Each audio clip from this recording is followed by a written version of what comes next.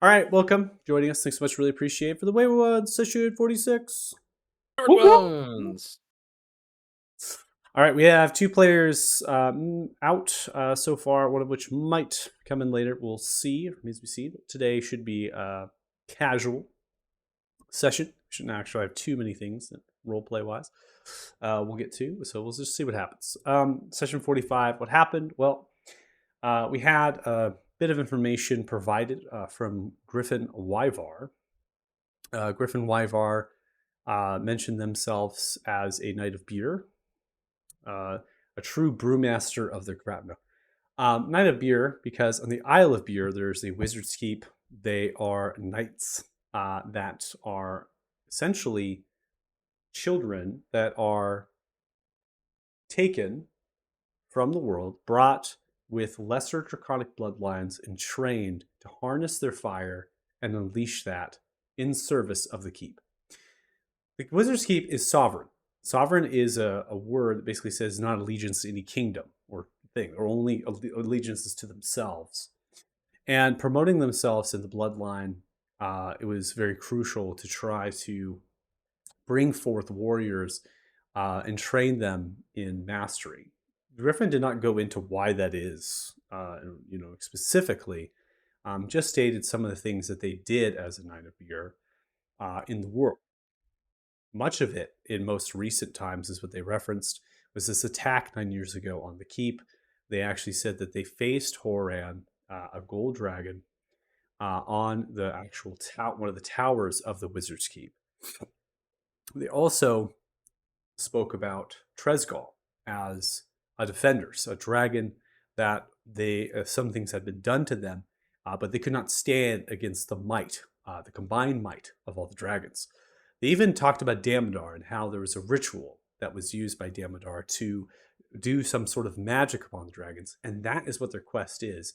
They've been delayed, most likely delayed, from a life fighting in the war, facing the problem head on, and then realization that this is not the way. There must be something else I can do with my skills, my intelligence. I need to figure this out. And so using some of the things they perhaps stowed away from the attack on the Wizard's Keep, or maybe even getting into the Wizard's Keep, infiltrating, who knows how they got the documents, they actually begin to trace that, going through the continent, coming to this outpost in the tavern. They had told you that there is a well of the Nine Realms, that there is some connection. They feel that this ritual has been done there. They believe this is the site, Felg, on the Isle of the Blessed. They gave a couple reasons for that. And both of those reasons and some things really became sound to, I think, a couple of you in the reference. And that might push you further into your stay here in Olathan. But we have a very firm position from character in terms of difference of party here. That's still there, that we need to essentially return back at a certain point. Okay, so reminding of that day, our arrival here has just been today. We've arrived in here today, and we are navigating to essentially, I think that was it the 9th or 10th.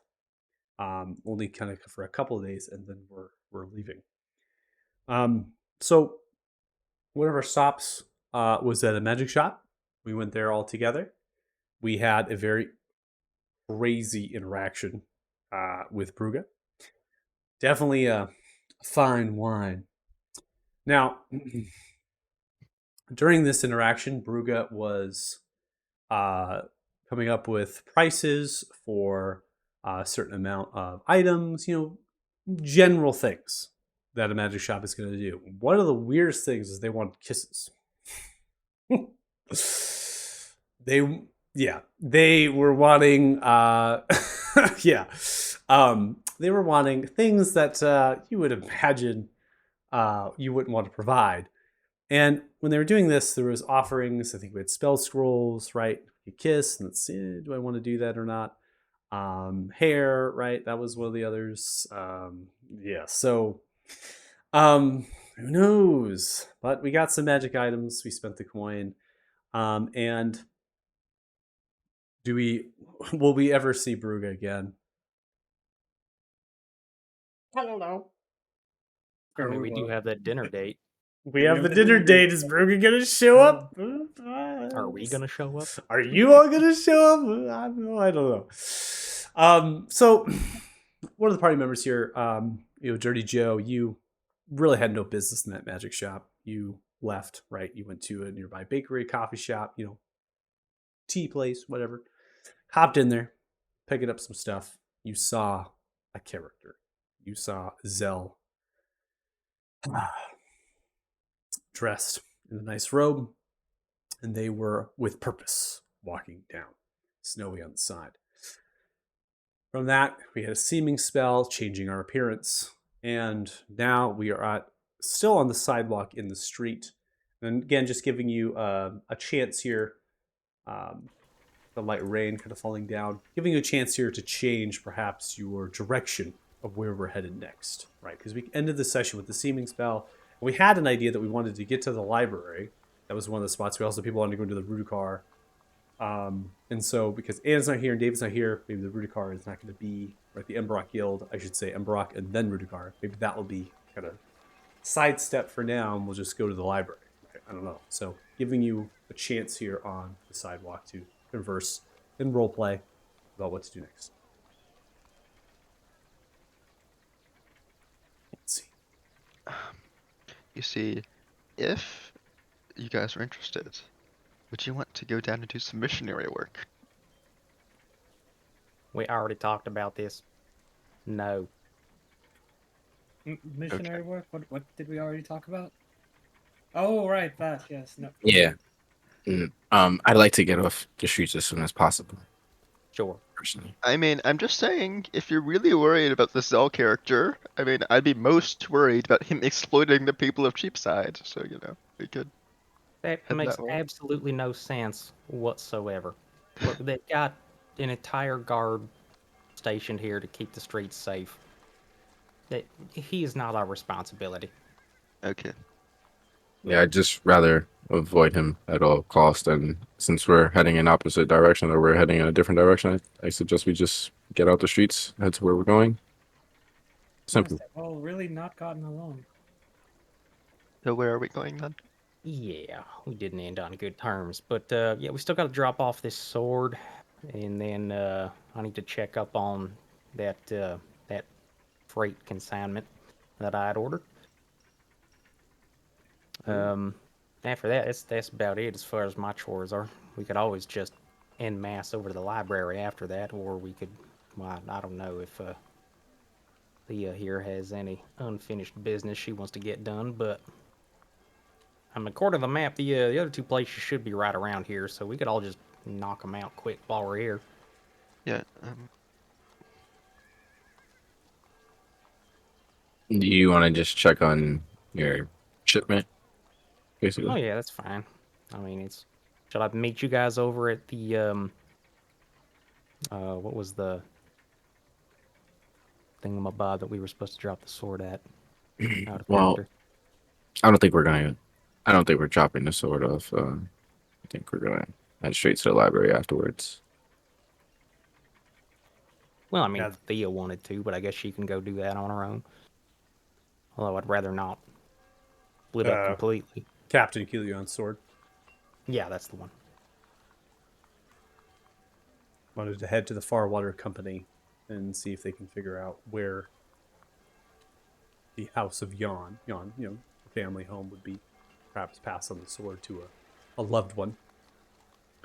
Again, because Anna's not here with us, right? Some of that stuff we could wait on. We don't have to do it right now. So Yeah. the Emberock Guild, that is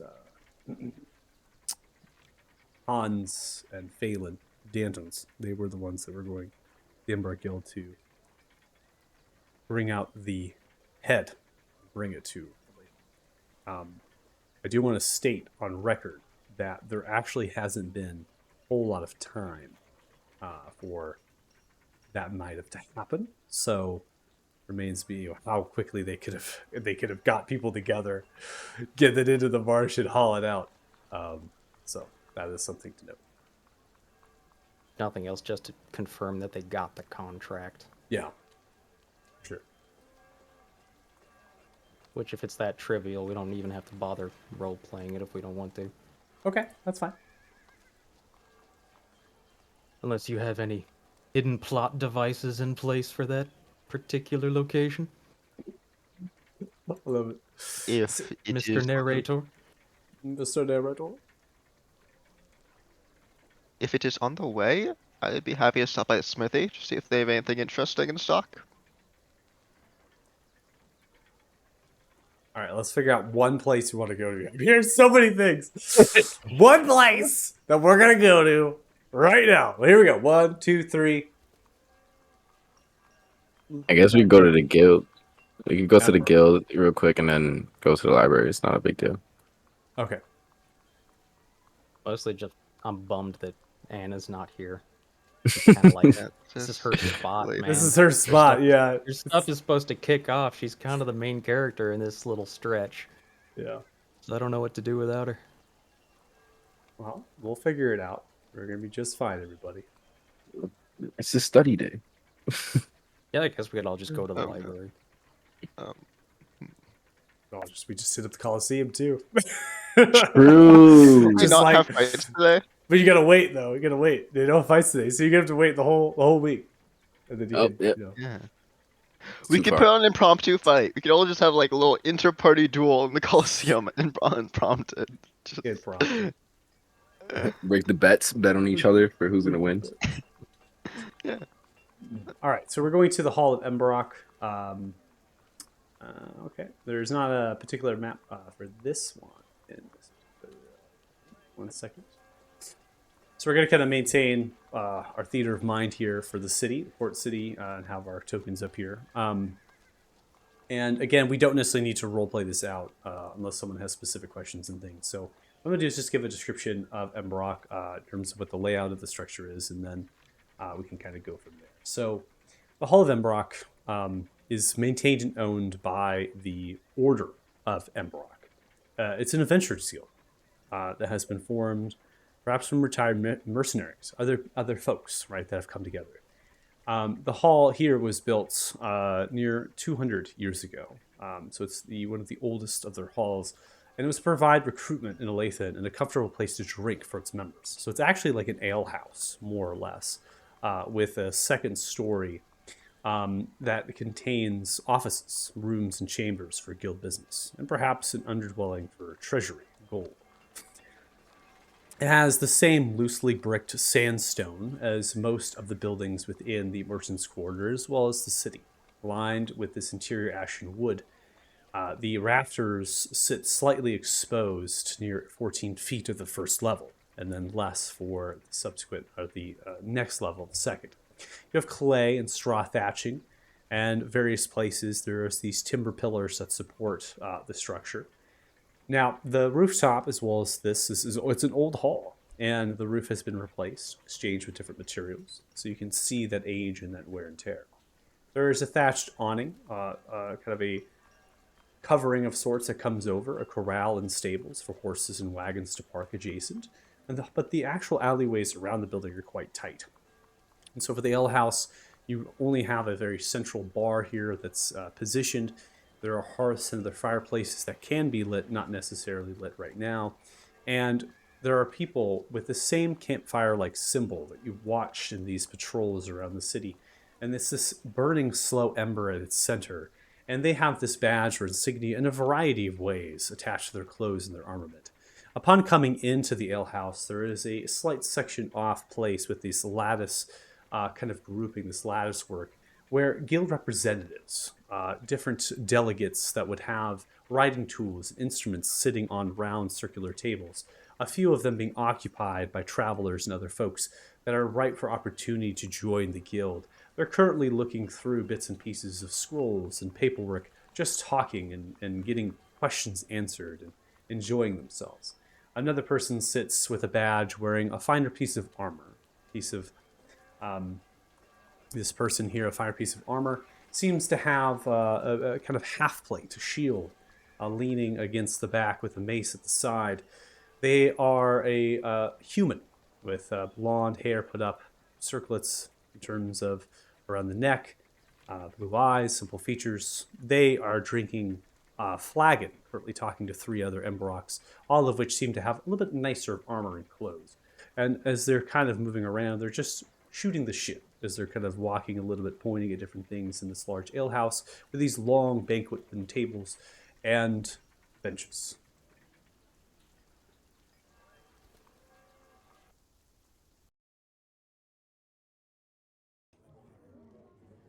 So, I'll leave it up to you if you want to role play anything, but I think for the sake of, we're just really here to figure out the head is here. That's really what we're after. We don't necessarily need to role play that, unless you have kind of questions maybe for someone in particular here at the end. So, there's nothing to role play.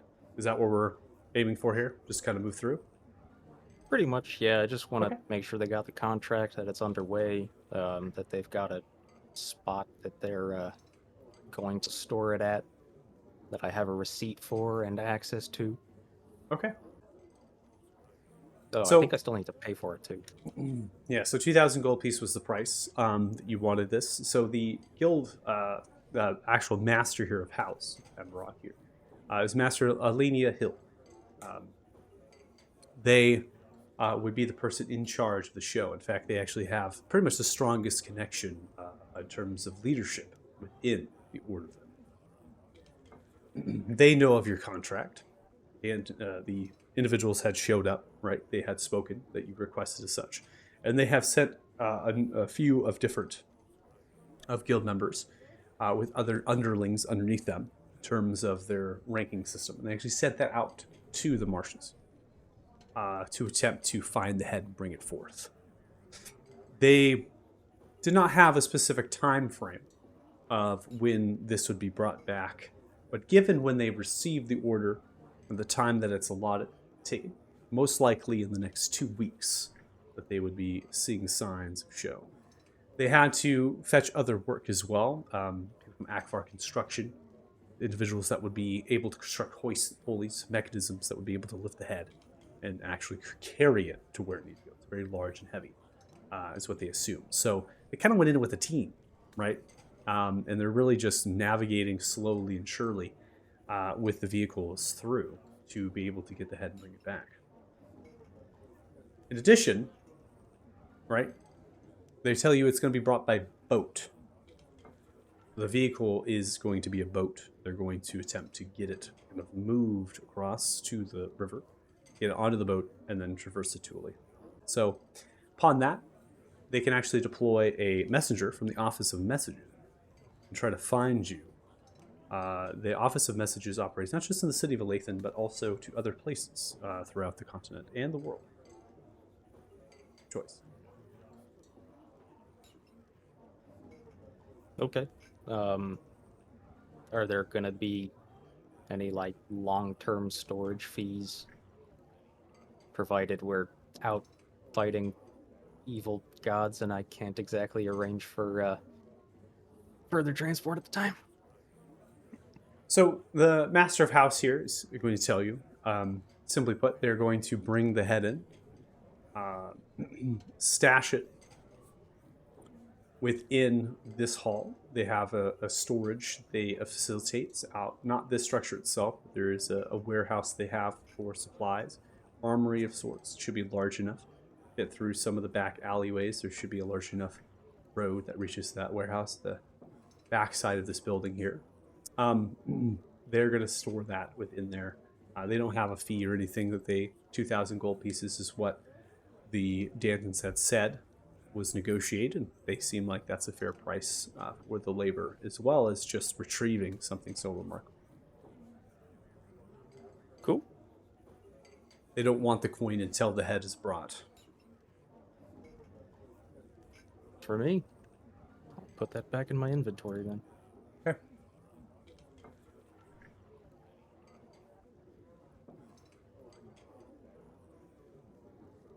All right, guys. Well, that's my big thing taken care of.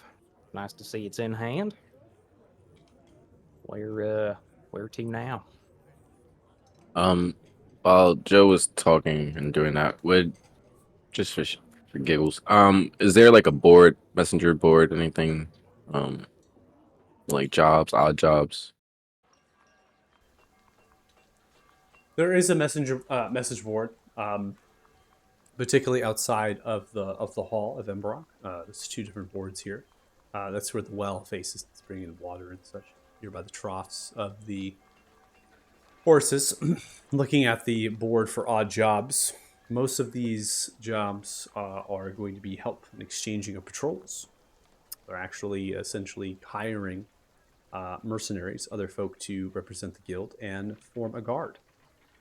And so they're specifically picking areas and districts where you yourself can earn a handful of coin for monitoring the streets of Lathan, keeping the city folk safe. Certain things like hunting a monster that is plaguing, or other things of that note, would not be on this board. They would be given priority to the actual guild members who have long standing. So no Witcher contracts then, huh? Yeah, seems so. Oh, but wait! You find There's more. there's more. Fine, the story of a missing child. The Um, Fine. moon wraith is haunting the graveyard. You find the moon ring. yeah, so I'll just tell everybody, if anyone's interest is peaked, this seems like they have a night watch or some sorts. Might earn us some coin. Night watch. We're only gonna be here for like 2 or 3 days. Yeah, Ain't but joining no damn night watch. You also only convinced Griffin to stick around, like, so just FYI. Oh, hey, that's something we can do. Right. Have we See if sorted we out can how we're gonna find get past the blockade? that is something we haven't really thought about. I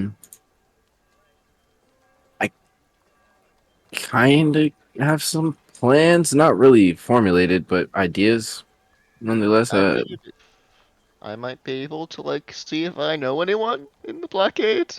This is You think you can Sounds get like us? You think you can? Why shouldn't you nerds be reading up on stuff you need to learn? True. I guess we have things we have to do. Wasn't the whole point of why we came here? Yeah, but we've found information due to Griffin that there might be more leads to Ismar. Yeah, we just came to handle these things. It's just a few things to think about. I think you're correct. We should just head to the library and deal with that for right now. But on the back of everyone's minds, I think we should actually listen to what Costas is saying and think about the blockade if we do have to move towards Ismar. I mean, not Ismar. The Isle of the Blessed. Well, okay, how about this? You bookish types, go do your studying and reading. Thea and I, and well, I guess Costas or anybody else wants to come. You can start asking around for Yawdiers, buddy. And yeah, see if we can't And then we locate have the a- old captain, and then send that message that Yawdier told me to tell him. dinner tonight as well. 7 o'clock. I suggest we rendezvous. Probably in the next say 10 hours, 12 hours before the dinner starts. Also, Joe, the spell is gonna end around 4 p.m. So, just FYI, if you're around anybody, don't want to spook them out and sudden transformation. Very good to know. Yeah. So, I guess we should head to the library now. So we're going to go to the library? This is the plan?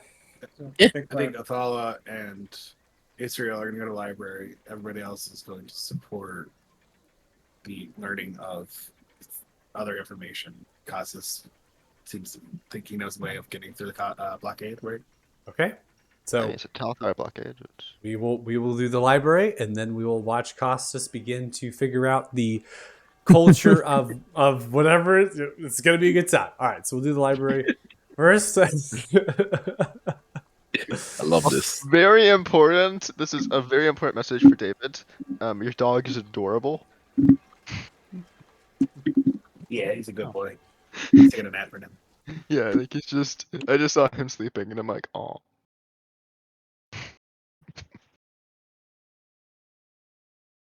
That's a good boy.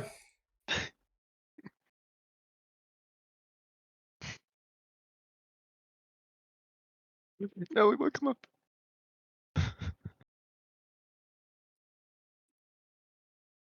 like, what are you doing? Trying to be a good boy. Keep waiting. Is this what you call Dungeons and Dragons? Dungeons and Doggos coming to a store near you. Dungeons and Doggos. That'd Oh, be- see, that sounds. Okay, so this is a 110-foot tall sandstone brick structure with 5 large octagonal skylights reinforced with metal, ceiling held up by an elaborate design of metal rafters. 4 beams extending into the sandstone brick walls or the sandstone tile floor. There are wooden bookshelves anchored with metal supports, and they align the rectangular structure. They are a variety of wood, many finished with a lighter stain. The shelves extend upwards of 15 feet before reaching a balcony that extends about 20 feet above them. Sliding wooden ladders and grooves with finishes like the shelves can be used to reach above. At each interval of 15 feet, another balcony presents itself. These balconies are made of planked wood, metal railings. The metal supports that brace the ceiling extend down through the railings and the balconies. So picture this. You have shelves, then a balcony, then shelves, then a balcony. And then there are certain times these metallic pillars extending through the railings, giving support to the entire balcony structure, very similar to a scaffold. The planked wood of the balconies still has metal underneath it, right, supporting that, but the planks give it more reinforcement, and they have wear and tear, scuffs and things over time, in addition to the sandstone tiling of the floor.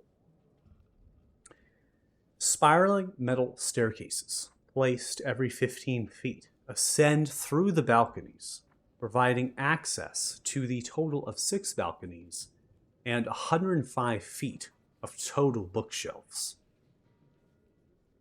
On the railings are metal signs, dangling by chains, signifying the volumes contained within the bookshelves below that specific balcony.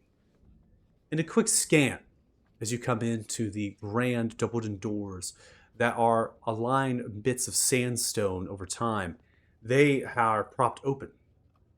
Staircase reaching up to those doors with these columns, very Romanesque, supporting a covering.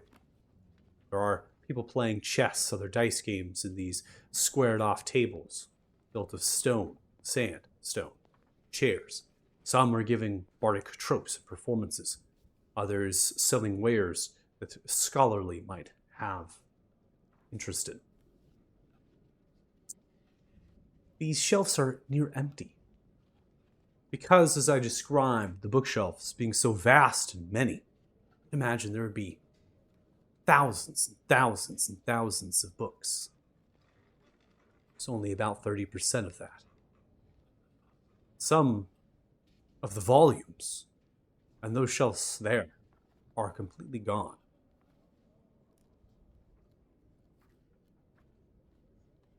Underneath is a dungeon filled with metal vaults lined with sandstone corridors. In these vaults are more precious texts that must be sealed off to protect against degradation. Some of the more advanced vaults have entry chambers before proceeding in. They are aligned with magical runes, past remnants of Felgum, wizards, that enchanted these places to remove particles that would deal harm and sustain. In near perfect environment, protect against degradation. This is not unlike something we've experienced before in a way. Now it's more elaborate in its design in these vaults. In the library's center, the ground floor, are podiums, statues, and plaques giving thanks to the great many individuals that helped construct the Grand Library. Not just Felgham, wizards, but also of companies, nobles, houses that fronted or afforded the enterprise. At the very middle is a large, massive area dedicated to these semicircular kind of sandstone desks with scissor chairs, seating librarians that work on preparing, checking in, checking out books, keeping documents and ledgers of the various inner workings of people coming in and out. There's also this pillar that sits at the center point of them. It has a very interesting structure to it, aligned with runes. And every so often, the librarian steps up with a collection of books, puts their hand onto the pillar, and a shaft opens, as if the metal transforms, transmutates into something else, and they drop the books into the pillar, perhaps a chute of sorts, to go into underneath. In addition, there's a staircase, sandstone, that spirals down around this pillar, giving access into the dungeon below. The librarians would be reminiscent of common folk, with a more emphasis on scholarly attire, robes, garments, satchels, scroll cases. They have a pendant, a symbol, that's attached mainly to the off-center of their chest. And that gives them as a guild of lore and myth. A guild that can be found in other places within Arthuria and has a strong connection to the Lathan Council Hall. They have their own office there. The Guild of Lore and Myth and this library are fit to offer some wares for making spell scrolls as well as administrative pursuits. But as you can tell from the books, they don't have much else in terms of magical wares, those things to offer.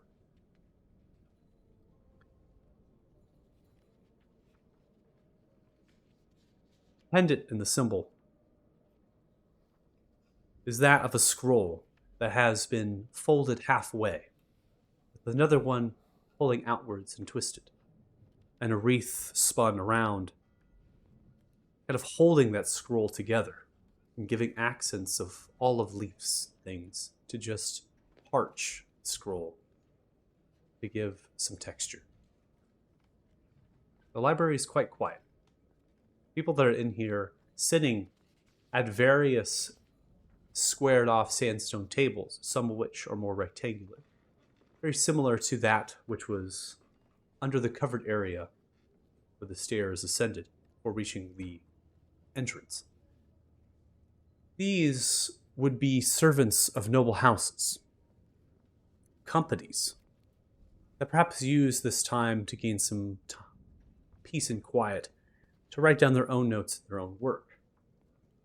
Maybe they needed to fetch a document that's stored within the library and use that as reference to navigate some matter of important business. Travelers and adventurers are in here as well.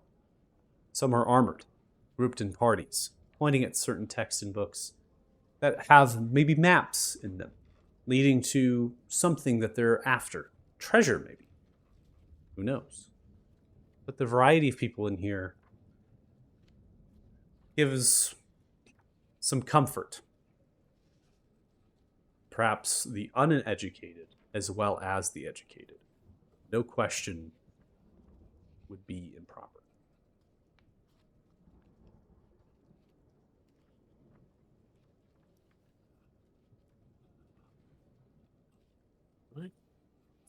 All right, Othala. Well, not sure exactly which area we should start studying in. I know. All right. Othala will take in all of this and look around.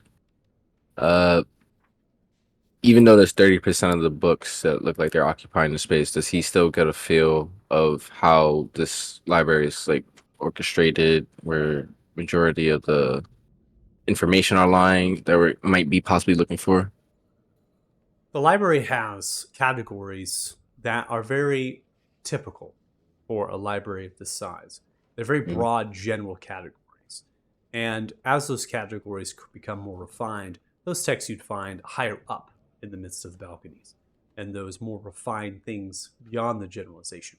You have histories. Then the histories are broken up in periods, all related to the Antares timeline, and even speaking to another timeline previous to this, which has a very specific thing on it referred to as BD, and that's been referenced on a few times within the Potions of Signs. The histories then can be divided up into wars.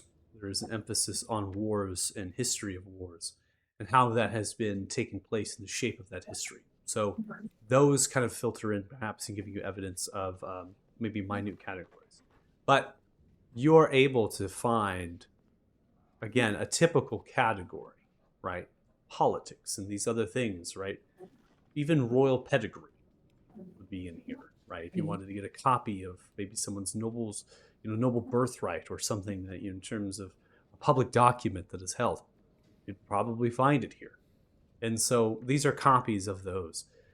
Now, things that you wouldn't find, I think that's going to be easier here. Things you wouldn't find in this library around these categories, or perhaps could be in the dungeon, would be older things that would be greater than 300 years, or even original copies of things. Those would be stashed underneath, and they might have very particular category. Mentioned Felgum researchers, wizards, had actually helped create this library, and they developed those vaults. So perhaps that they have very particular things on the aisle stored underneath, as well as a very keen subject, dragons.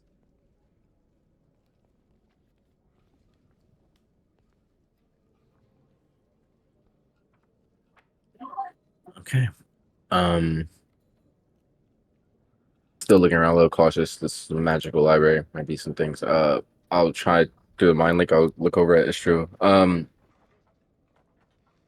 It seems most of the information we'll find is basic here. We might need to find ways into the dungeon for the information we're seeking. We can try the casual route and see if we can get in regularly. If they'll let us go into the dungeon and see what they have down there. If not, um, probably some espionage is underway. We'll have to find another way then. Yes, but yes. Why not try the diplomatic approach first? Yeah, of course. Let's find a librarian. See if they got access. I'll, I guess we'll seek out one of the librarians. Okay. So seeking out a particular library, and you're not really going to particularly find someone here that you're particularly looking for. So we're just kind of coming through, picking the lot of what we can find. You were able to see someone that's closer to in terms of the entrance, a halfling that has kind of this blondish red hair, very curly as it flows down to the half shoulders. They have greenish blue eyes, a very fair face in terms of groom and things, and then they have a whitish gold robe that comes through. In addition to having some other pieces of cloth shirts, right, and leathers of pants underneath that. They're not busy, right? So they seem to just be working on a ledger of sorts and taking breaks every so often to take sips of a nearby tankard and then smoke of a pipe. And so that catches you as perhaps somebody that is more willing to talk and open to a conversation. As you begin to approach to them, they look towards you, pipe somewhat halfway in the mouth, pulling the pipe out, come out of the chair, standing to the side of the table and the desk. Hello. Good day. They bow the head as they do. How might we need some help within the library today? Well, we come from we're travelers. I walk around seeking libraries and knowledge. I've recently traveled from Otima. Was in the Library of Light. Spoke to one of the scribes over there. Um, I'm actually looking for more ancient texts and older texts. It seems that some of the shelving here isn't filled up quite thoroughly. Would that be downstairs in the dungeons where?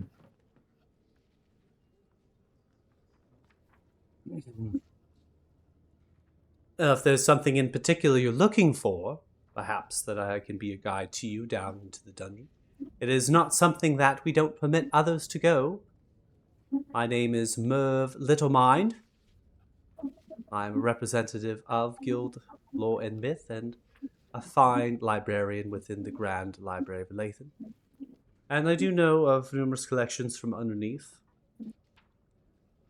How about you tell me what it is you're looking for, and perhaps we can come to some conclusion of what it is you need.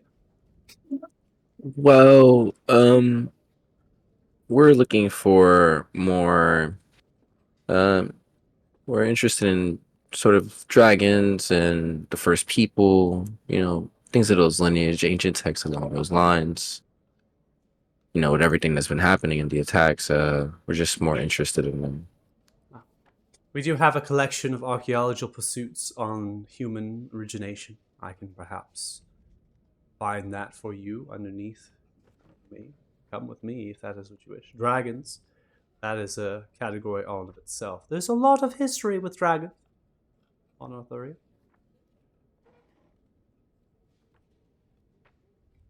Yes, I've come to realize that it's astonishing, honestly, very interesting. But yeah, we'd love to go down and see the tomes that you'd have.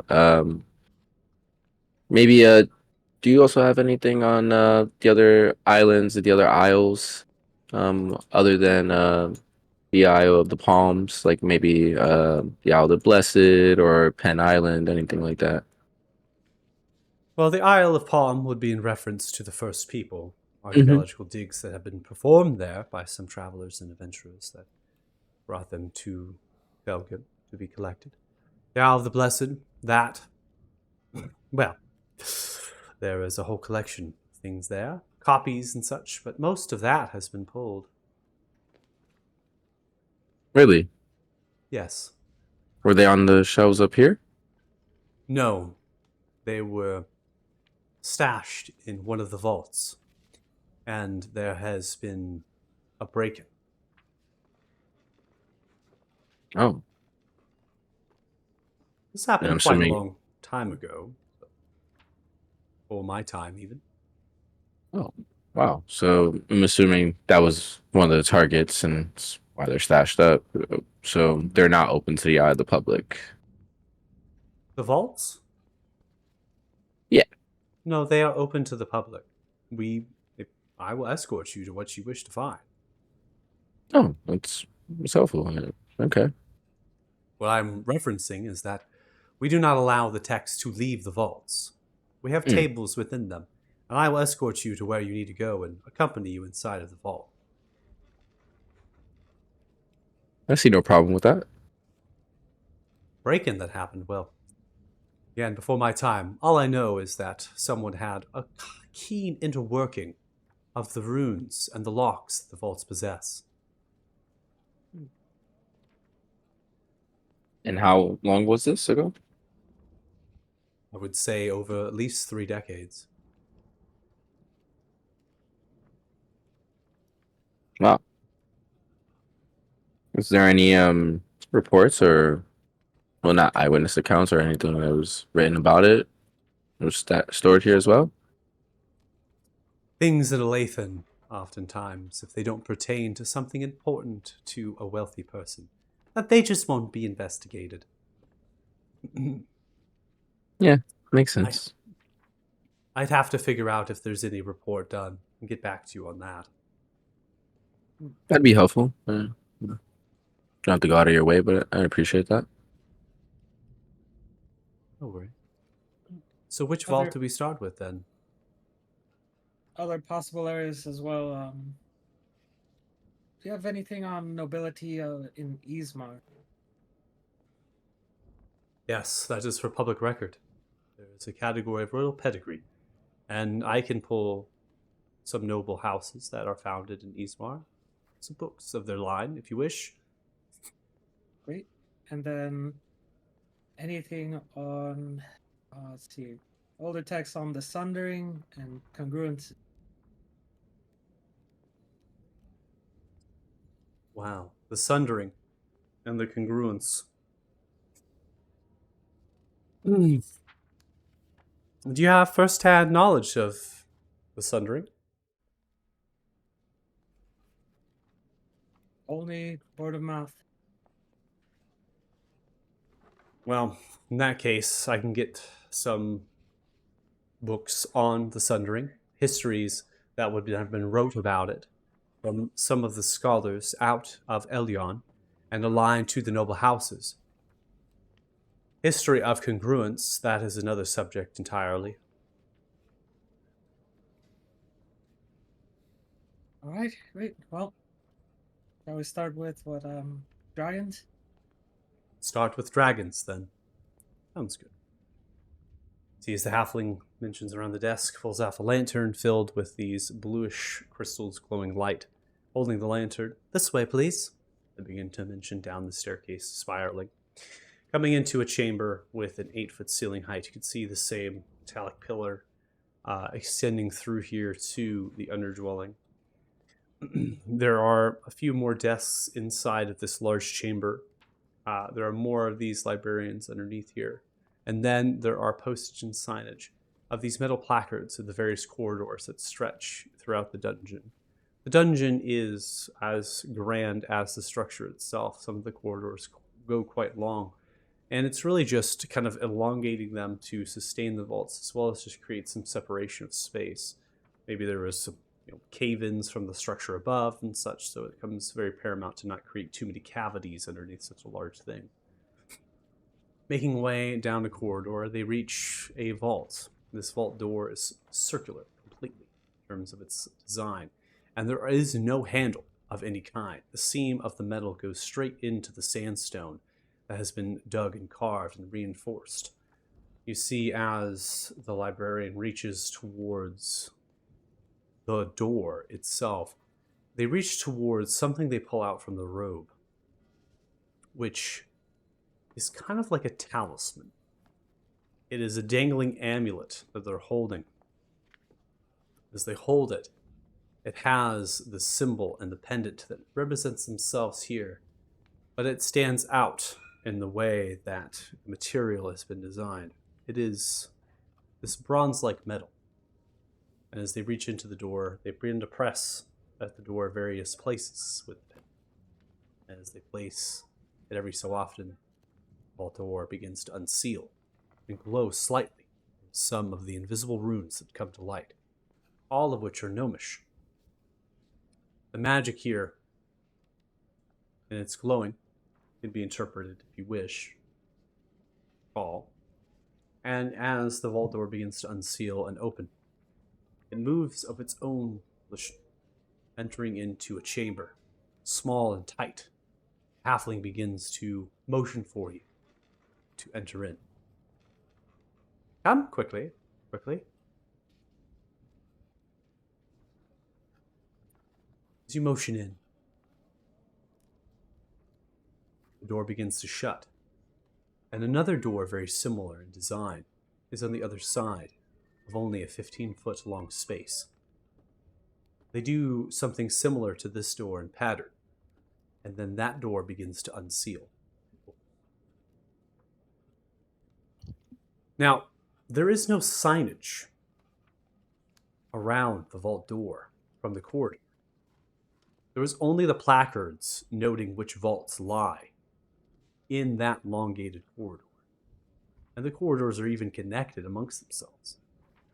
It requires knowledge to know, a map maybe, in the mind to know where these things are stored.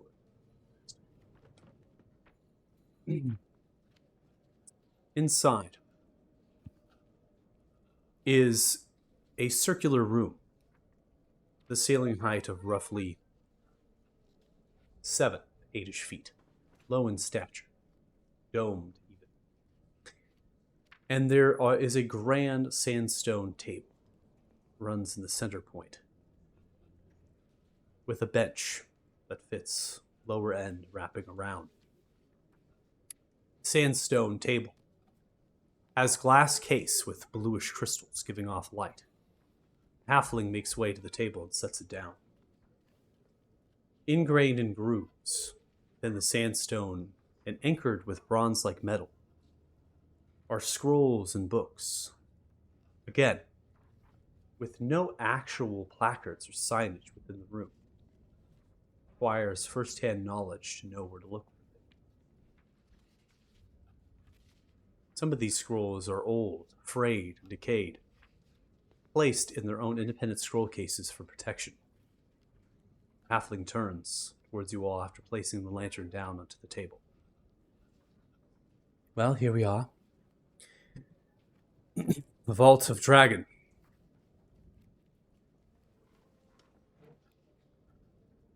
Begins to point various places of this room, giving note of some of the dragons that have had claim to the continent. Zalrog, Askuk, names that have been mentioned. Barry Thune, even Tresgal. Battles, dragons have taken place. Battles that would shape this continent.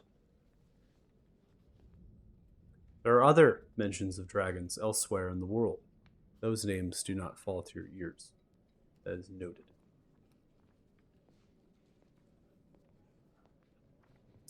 Where do we start?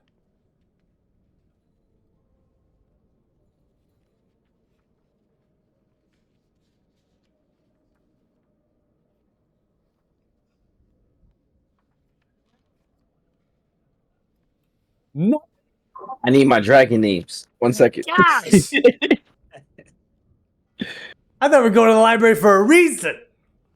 That's the reason we're coming to Lathan, right? I know. I'm setting the Word. stage. I'm so much narration. What's going on, man? Love it. I'm even gonna give artwork for this halfling here. Give me a second. I'm gonna make it serious.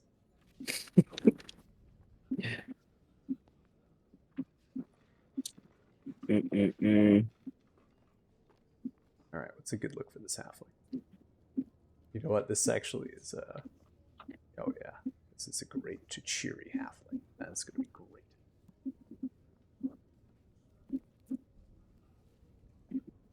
Okay. So I think we should ask about Belzar. And then if anything, Horan. Maybe since Damodar is the master of dragons, we can also ask there might be information if there is information on Damodar.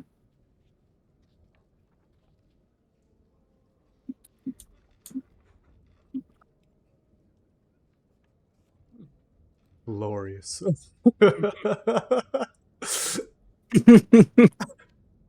Honestly, not too bad, except for the mustache. And yeah. Okay. I was mesmerized. Yeah, I know. That's honestly a really good picture. All right, Beldar. That we're looking for? Yeah, Beldar. Okay. You see, as the halfling begins to go into some lower reaches of the shelves, a small collection piles begins to pull out a document. Scroll, elongated. Halfling begins to make way to the table, uncurling it, being gentle, and even putting on leather gloves. They unfurl it. Beldza is the name of a silver dragon that has been sighted recently, and the word has been spreading. The Belzar has had other names mentioned beyond its most atrocious things that things spread from Ismar as of late. Belzar is a name that has been told from a great number of people within the Crystal Desert, even here, as a seductress.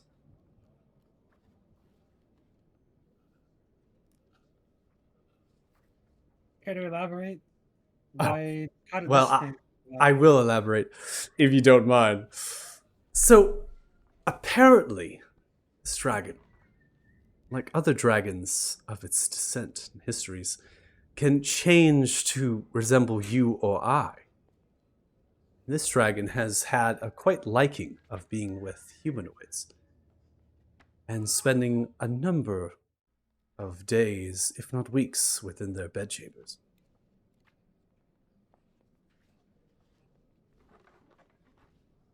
As you can see, the stories told and the fables would honestly be ridiculous if not for the backing up of the words of the very own dragon.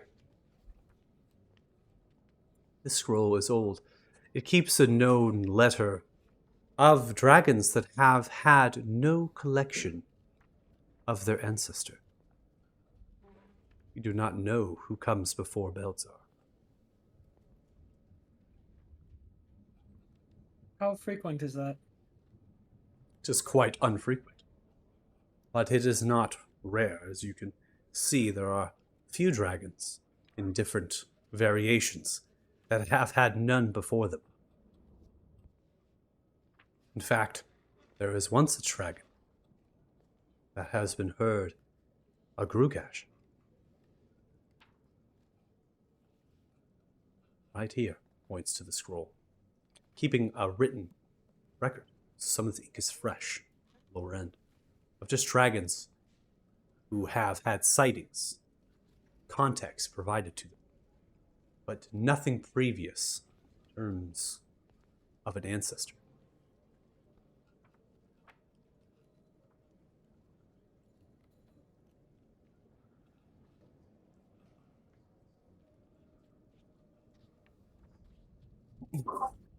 So, is this unusual for Belzar? Is this like his first attacks on the land? Oh, there has been no documented attacks from Belzar against any humanoids or populations of people. Belzar has only been seemingly on scene and had fables and tales told of their romantic encounters for maybe only 4 decades.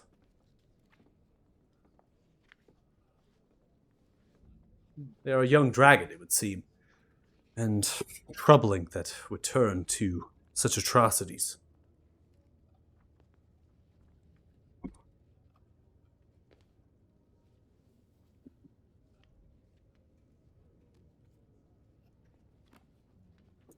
Yeah, that is strange.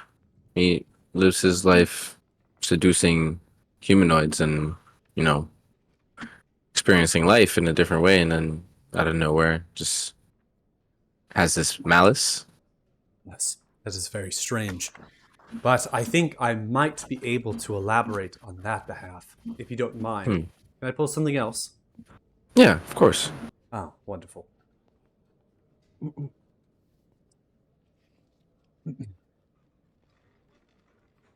See, as Baffling begins to pull from an older book.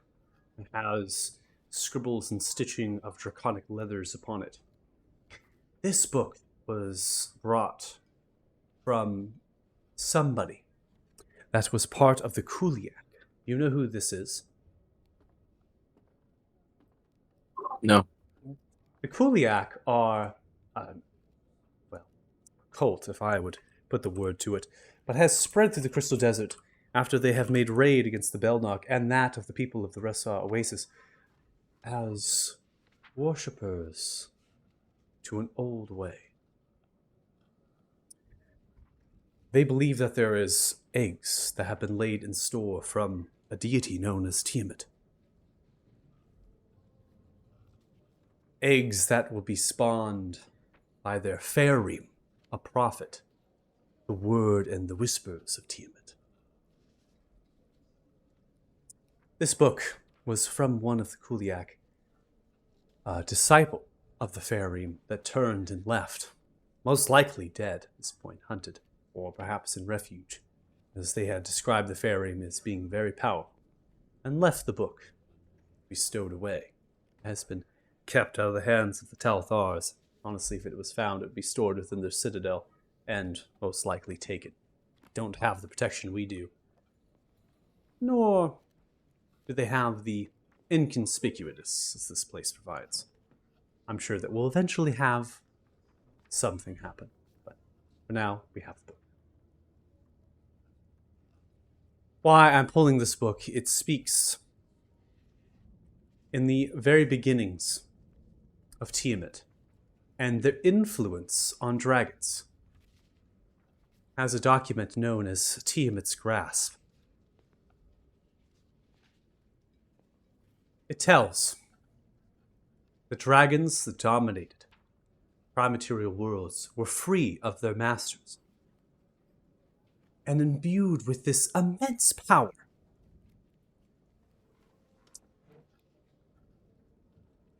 The enslavement became a distant memory, and they lived in peace and harmony, controlling their territories and only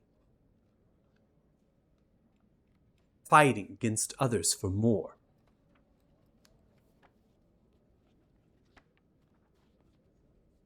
Many of them were in worship by humanoid races, especially that of goblinoids.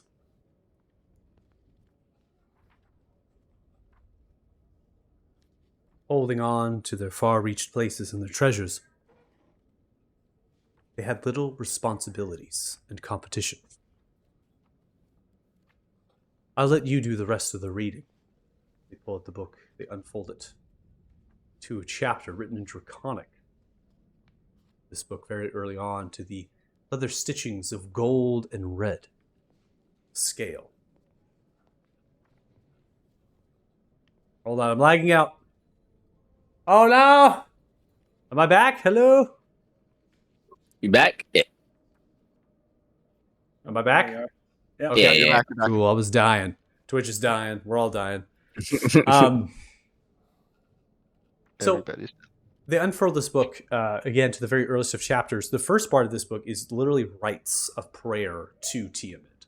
These, not sacrificial things, but sacrifices that must be made to get in the good graces of this deity. They now go into the history of Tiamat's Grasp, this document spoken almost as if it's prophecy in the verbose, in the language. As you unfurl this book and you begin to read, does either of you speak Draconic? So, Althal, you'll be the one that will take the initiative here. You'll just hear in your head how I'm just reading in my head, so you'll hear it in your head.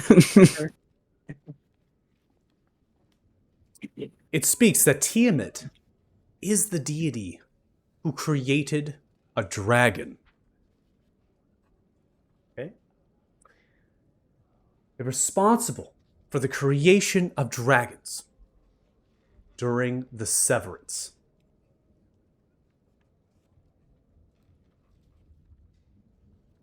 They needed to reestablish the congruence from their infernal plane, known as Bietor, to spread their influence upon the creations on the prime material plane.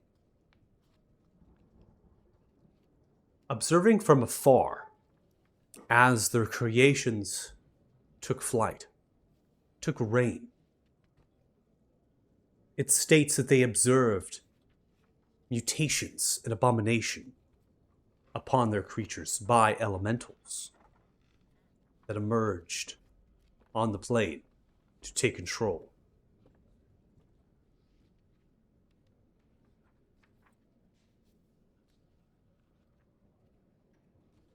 Two elder blue worms named Balzra and Aluzgal lived in the northern mountains of Olara. They were twins. Spoken that they were born from the same egg.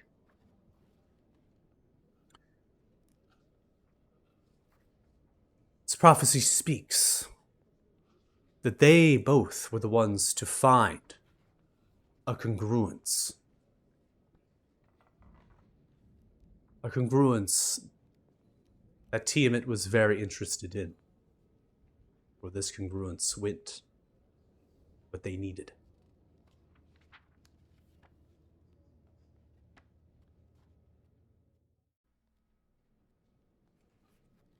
Now, in this time, they also speak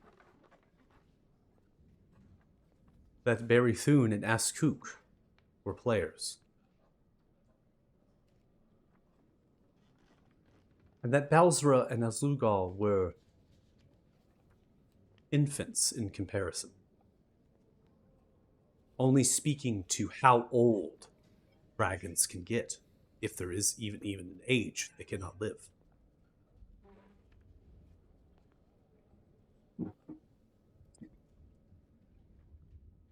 He spread, Tiamat, their influence and their whispers to Balzra and Aluzgal that wanted to gain power, try to gain more territory against these two dragons, to lay more claim.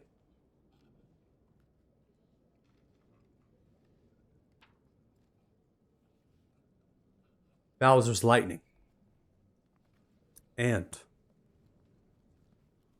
as Aluzgal turned into chaos, powered and perfected,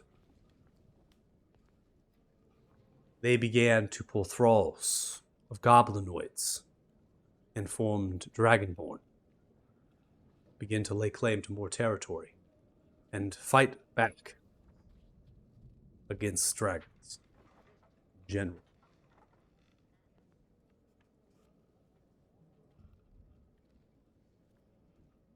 Balzra found something, an artifact.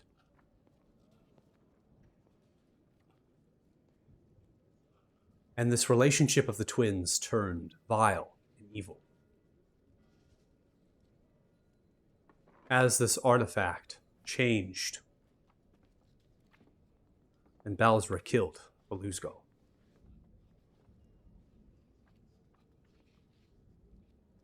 Story tells that this artifact, along with Balzra's spawn,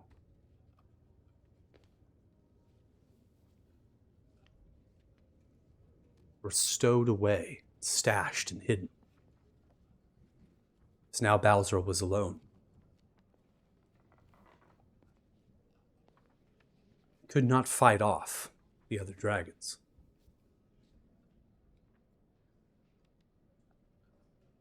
Prophecy speaks that Tiamat will come to the prime material plane. The artifact, the eggs are found, and wherever the congruence lies. And that is what the Kuliak are in search of. That is what they are after.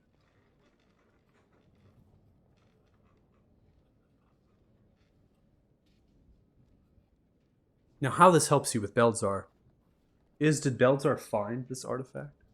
Is that why they've turned evil? Committed these same atrocities that the prophecy speaks of? As this spread forth to other dragons, that's why we now have separation. The Mag dragons being evil and twisted. Who knows? This prophecy in this book really just speaks of is in terms of the Kuliak and how they reference their mission and their purpose. Their worship.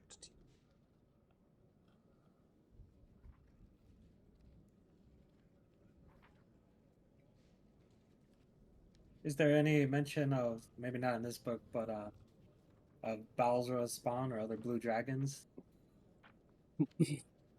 does not mention this book, but noting to the halfling, now moving out of character, right? Third person, I should say, as well. They grab a line of blue dragons that have been documented from Balzra and Azluzgal. It states that Azluzgal had spawn, and that is who Tresgal is.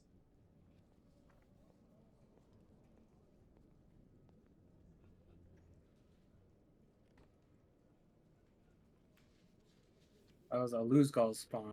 But Luzgal's spawn is Tresgal. And Luzgal was killed by Balzra as Balzra turned, in this book, in context, to evil, right? Essentially, became competitive against their twin, right?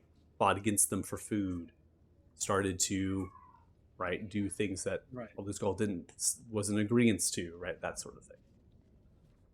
Any mention of spawn of Balzra? The spawn of Balzra, as mentioned in the eggs that were stashed and stowed. Now, this speaks to say that Balzra and Luzgal were young in comparison to the might of the gold and red dragon that were fighting constantly. And there does not speak of other dragons in the context of this book, but right, there could be others as well in the context. So when Balzra had been empowered by Tiamat, as well as the Luzgal, they were kind of cocky, right? So they started to kind of spread their wings and fetch more thrall and have more influence because they were now getting power, and with that power came some responsibilities, most likely to the deity. And when that happened, right, for whatever influence, an artifact was found. Has no information of where the artifact was found. Just states in this that Balzra was seen with an object that they seem to covet, they seem to hold, almost like, precious, right? And that grew this difference of opinions and this separated ideal from the twins as they operated in a very similar fashion.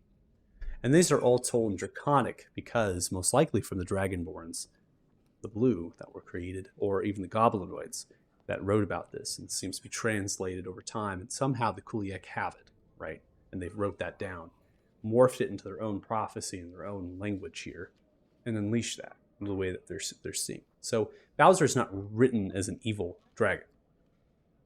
They're written in the acts of themselves being evil in your opinions, right? If you were to read this, that would precede.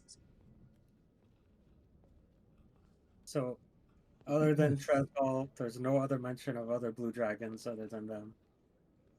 That's correct. There's no other mention of other blue dragons because before Balzra and Luzgal, most likely was for a collection of histories in this manner, dragons on Arthuria. And this object that they talk about that Balzra was so possessive of, is it always just referred to as like an object, or is there any more description? It's referred to as an obelisk.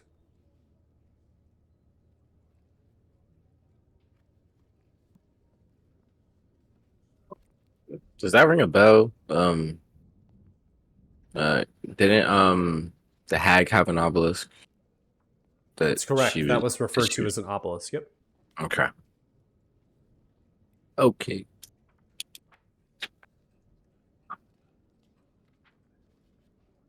And that thingamabob that we found deep underground, was that also obelisk in shape, or was it just kind of a big? I think that's what they just referenced. Yeah. Yeah. Yep. And as this text that I'm reading, is it describing the eggs in a certain manner, or is it super hidden? It's describing the eggs in a just general manner that eggs had been reported from the thrall that had been spawned, and they most likely were coveted and protected by said thrall. But then eventually Balzra had taken the eggs as well as the obelisk and were never seen again. And so that states, right, Balzra was seen again, but not the actual obelisk and eggs, right? And they were taken away from wherever the lair was. And that's what the Kuliek are in search of. They believe that the obelisk is with the eggs, and that their duty is to unleash those eggs and the obelisk because of the worship to Tiamat. All right, so I'd say as Othallo's reading this text, you just see his face real flushed. just thinking about certain things. I'm This gonna is be maybe right back real quick. Got a message from Laurel, so I gotta go do something real fast to help out with. So you're back. Hmm. shit. And the plot thickens. I'm going to have to send a message to one of my old friends.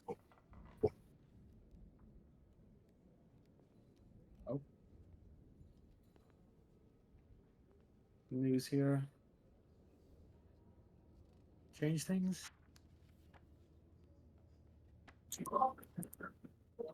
Um, yeah, they just want to check in on something.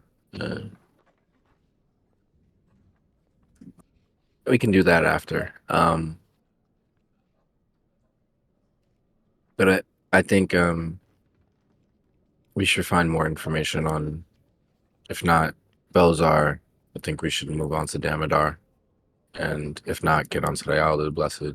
Um, I think researching the dragons is good and all, given a lot of information, but I think we need more direct information as to possibly what Damodar is up to, what he's done, the magic he's used, certain things like that, so we can understand it, maybe break it down.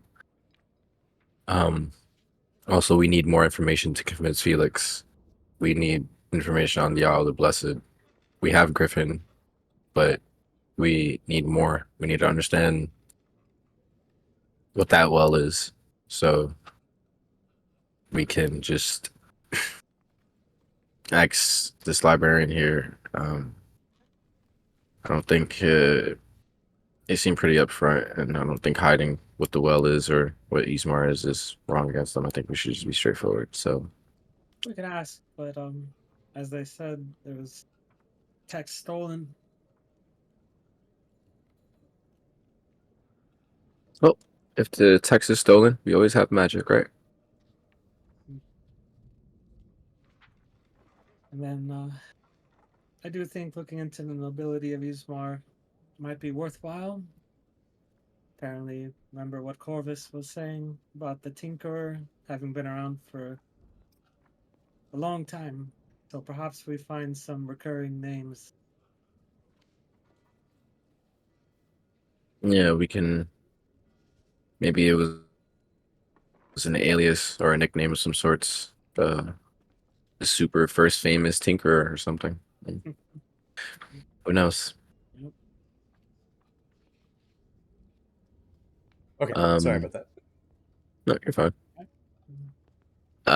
So I think we're gonna transition from this tome, and then ask if man, I just blanked on his name completely.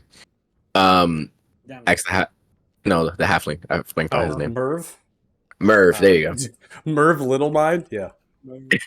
I was gonna say Little, and I was like, wait, that's not his name. That's So like a really awesome name. I should definitely take it's note of cool. that It's name. cool.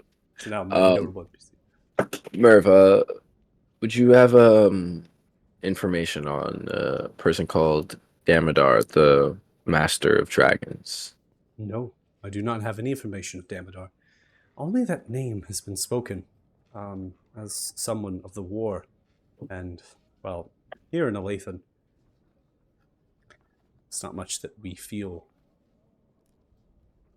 as urgency. Some of us have tried to look through the records if there's been a name of a Damodar or a title of Master of Dragons. And the only Master of Dragons there's ever been has been elementals. No one else has been able to master or call them.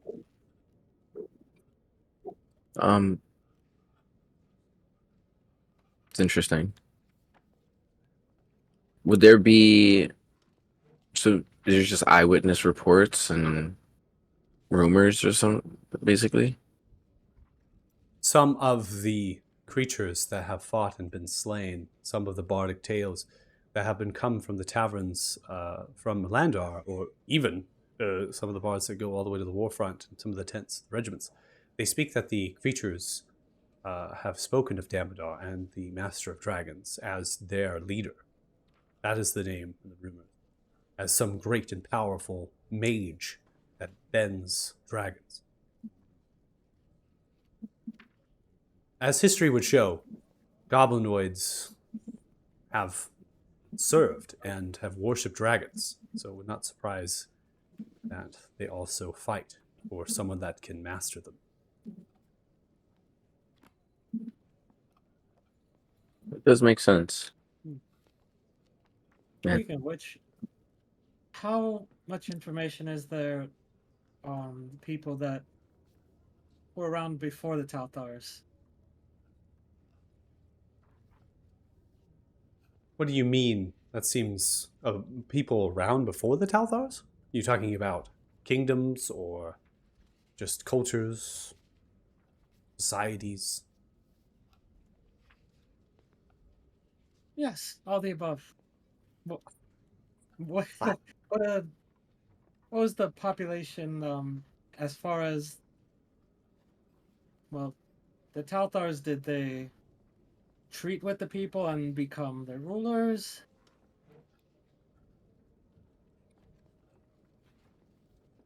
Well, a lot of history has been written about the Talthars, and that history mainly has been written by them. Exactly. Takes a keen eye and mind to parse through what propaganda has been spewed.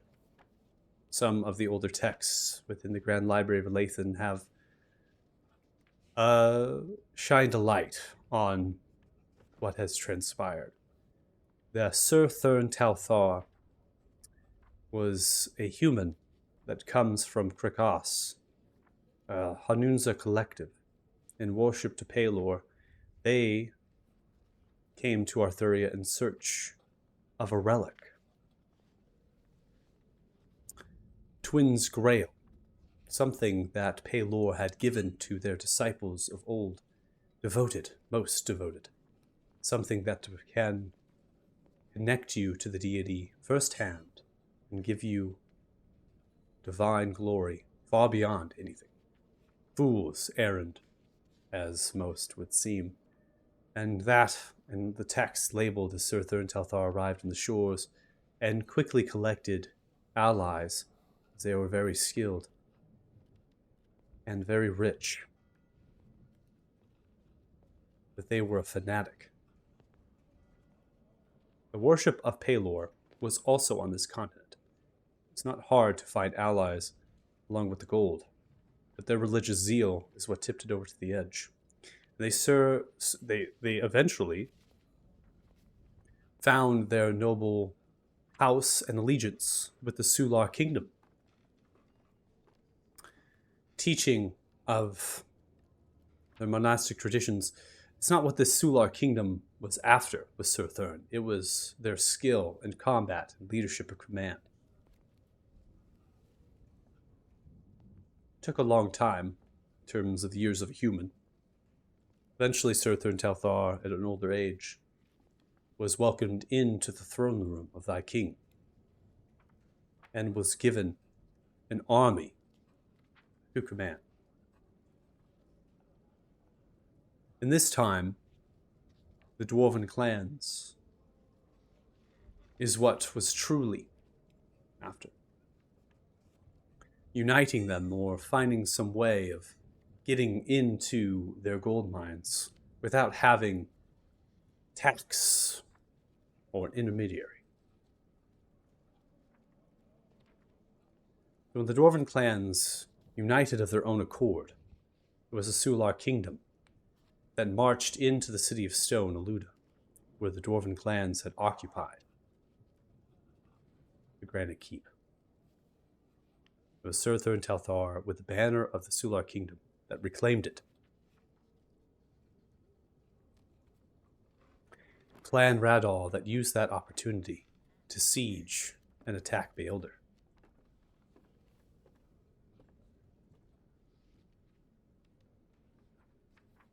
Clan Radal, a dwarven clan, they are born of militaristic traditions.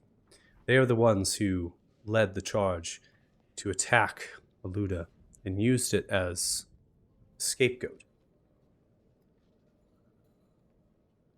And their efforts were twice-fold, with moving through the mountains, attacking on the northern side of the swamp uphill.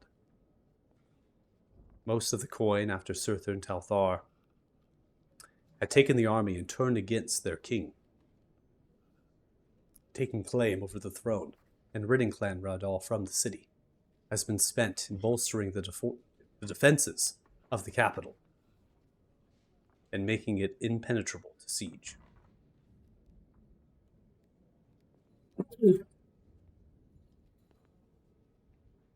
Can't do the British accent, I'm losing. I'm dying. My chipper halfling is gone. Especially when we're talking about the Talthars, man. Can't do it.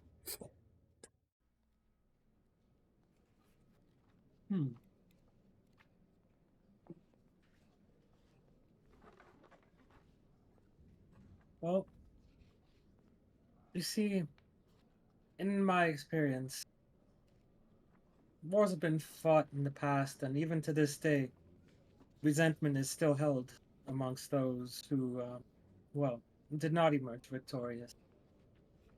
And recently, we've learned of some people that might be under the sway of this Damodar. So it led me to think that perhaps leftover people who still harbored resentment towards the Talthars could still be around. Do you happen to have any ideas about that? There are... I'm going to try to get back to the halfling. My voice is so gruff. I got to do it.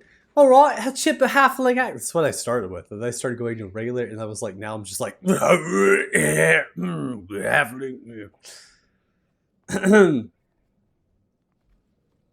There are many allies to the Talthars. Inquisitors with the Sular kingdom, fanatic of Palor worshippers, were the first to join with Surthr, and the armies after that, and the traditions and worship that Surthr and Talthar would spread. The Sular kingdom did not have monastic traditions. It was free religious. And Surthr Talthar promised that Palor would, the sun god, and the religion would be spread throughout the land, and that temples and churches would be built in honor. That there would be a move and a change away from blood and other gods that had riddled the Sular kingdom and the nobles, especially that within Aluda. Enemies of the Talthars, there are many, because of the way Surthr and Talthar took rule. Surthr Talthar was a kingslayer.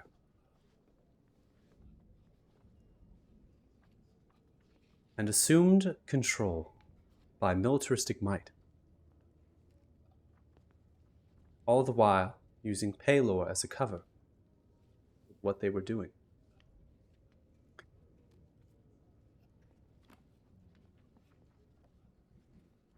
The Reckoning, first and second, spewed. They have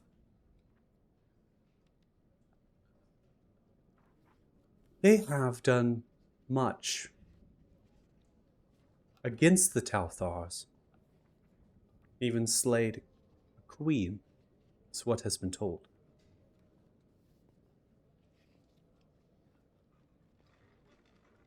But we, at the Guild of Lore and Myth, as well as those within the community of magic, would see the first and second reckoning as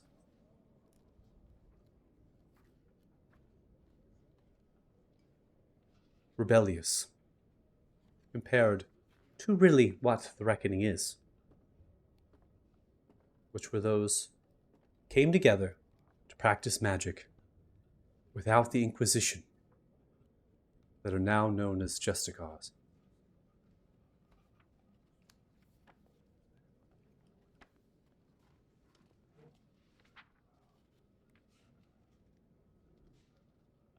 I don't know anything else about the Reckoning, I'm afraid. I only know that they're here and there. Not a practicer of magic myself, just a studied scholar and librarian. I would also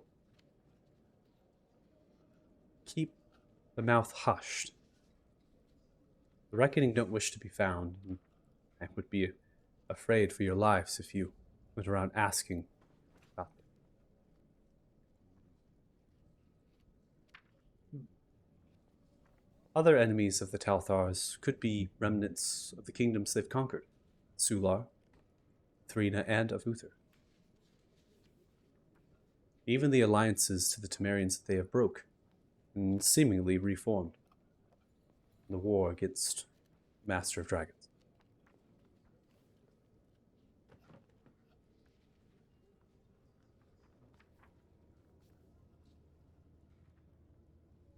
All right, so we've definitely been on this tangent quite long. So we're going to go ahead and pause this tangent, and we're going to get back to the rest of the group. Thanks for waiting so patiently in terms of watching and listening and partaking in that. I'm going to go ahead. Griffin is with you, by the way. They're very much interested in how to get through the blockade, and they're all ears to what you all intend to do. Okay, so where are we headed? Team Costas. What were you wanting to do? I mean, if it sounded like people wanted to do my idea, and if we want to do my idea, I was just thinking, if it's a Talthar blockade, we just go, like, we ask what it's about, we find out, we maybe throw our weight around a bit, and, you know, we do have approval from, like, we were given, like,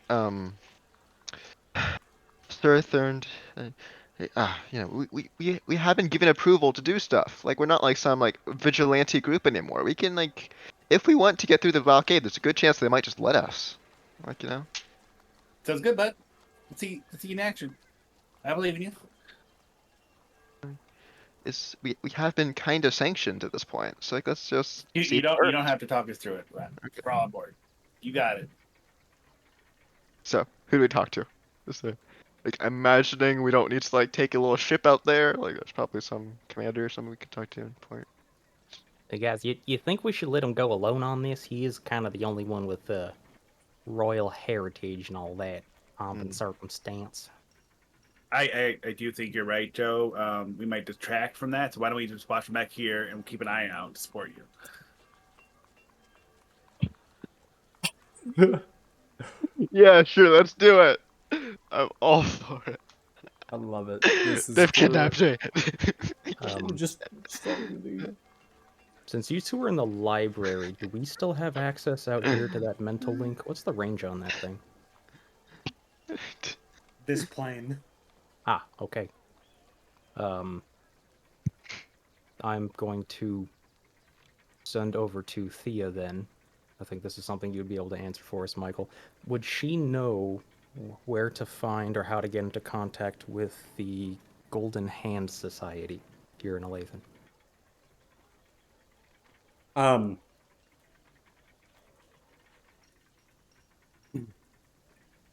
I don't think that they would have a connection to the Golden Hand. They have a connection to the Rubicon.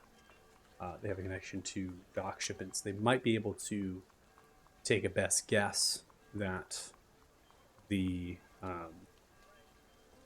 Golden Hand, if you were to try to find them, that you would want to go to who has the most hands into someone else's business in the underlines. Salty Brine, Madame Lowell.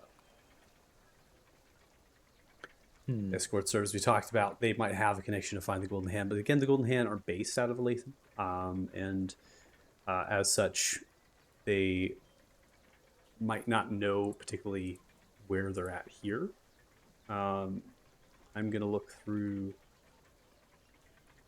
their backstory just real quick.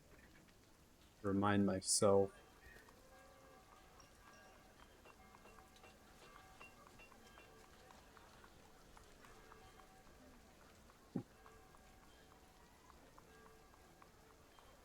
Okay. Yeah, they wouldn't. They would know of the Golden Hand, but they again would not know where exactly they are. Just know that if you're trying to find something that couldn't be found, have some hands and eyes, you most likely would consult the Rudikar, or you would find Madame Morel and Salty Brine to see if they've had any. Over the link to the rest of the party then. Hey guys, anybody know the best place to find a pirate? You know, do we just scour the docks or go hit up some bars? So we do have Yadir's contact and smuggled all that rum past the blockade. I think that's our ticket out of here if Shiny Pants over here doesn't get us official package or passage. Okay. Let's go to that plan B. The two guys just do his jet thing. By the way, weren't we given like a badge? Who had that? Nope. I don't remember a badge. I think we were. Like we were given some kind of like symbol that represented we had like we were given a physical thing. And I figured they might No want idea what you're talking about, Costas. Michael, oh my god. Do you have keen mind? Oh god damn it. Out of character, does Anna have it?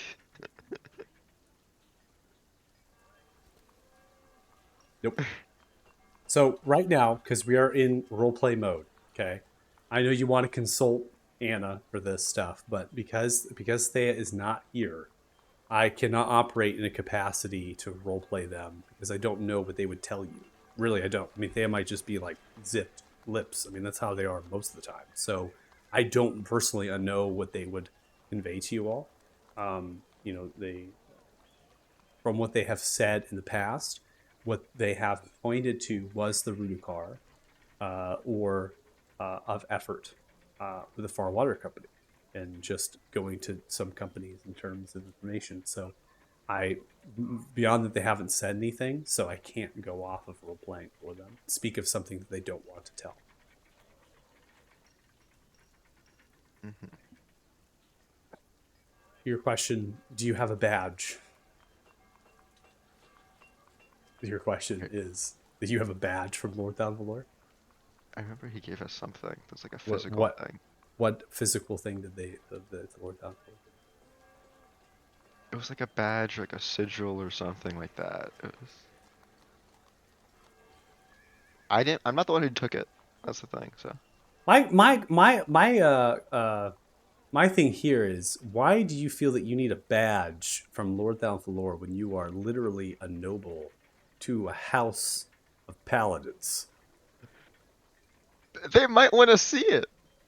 I'm just honestly, why would they want to see it when you just say, I am Sir Costas Morninglight of House Morninglight, first to my name and enthroned, basically you're literally could be a house lord right now. You could just be like, I am in, yeah. I mean, really. I'm I don't. not gonna fucking like throw I am my in weight. line for title of House Lord. But why would you're not gonna throw that around? Then why would you throw in a badge of Lord Downvalor? I'd Check much out my prefer, like, bird. I have a very official reason that I need to get on this island. I'd like to use it.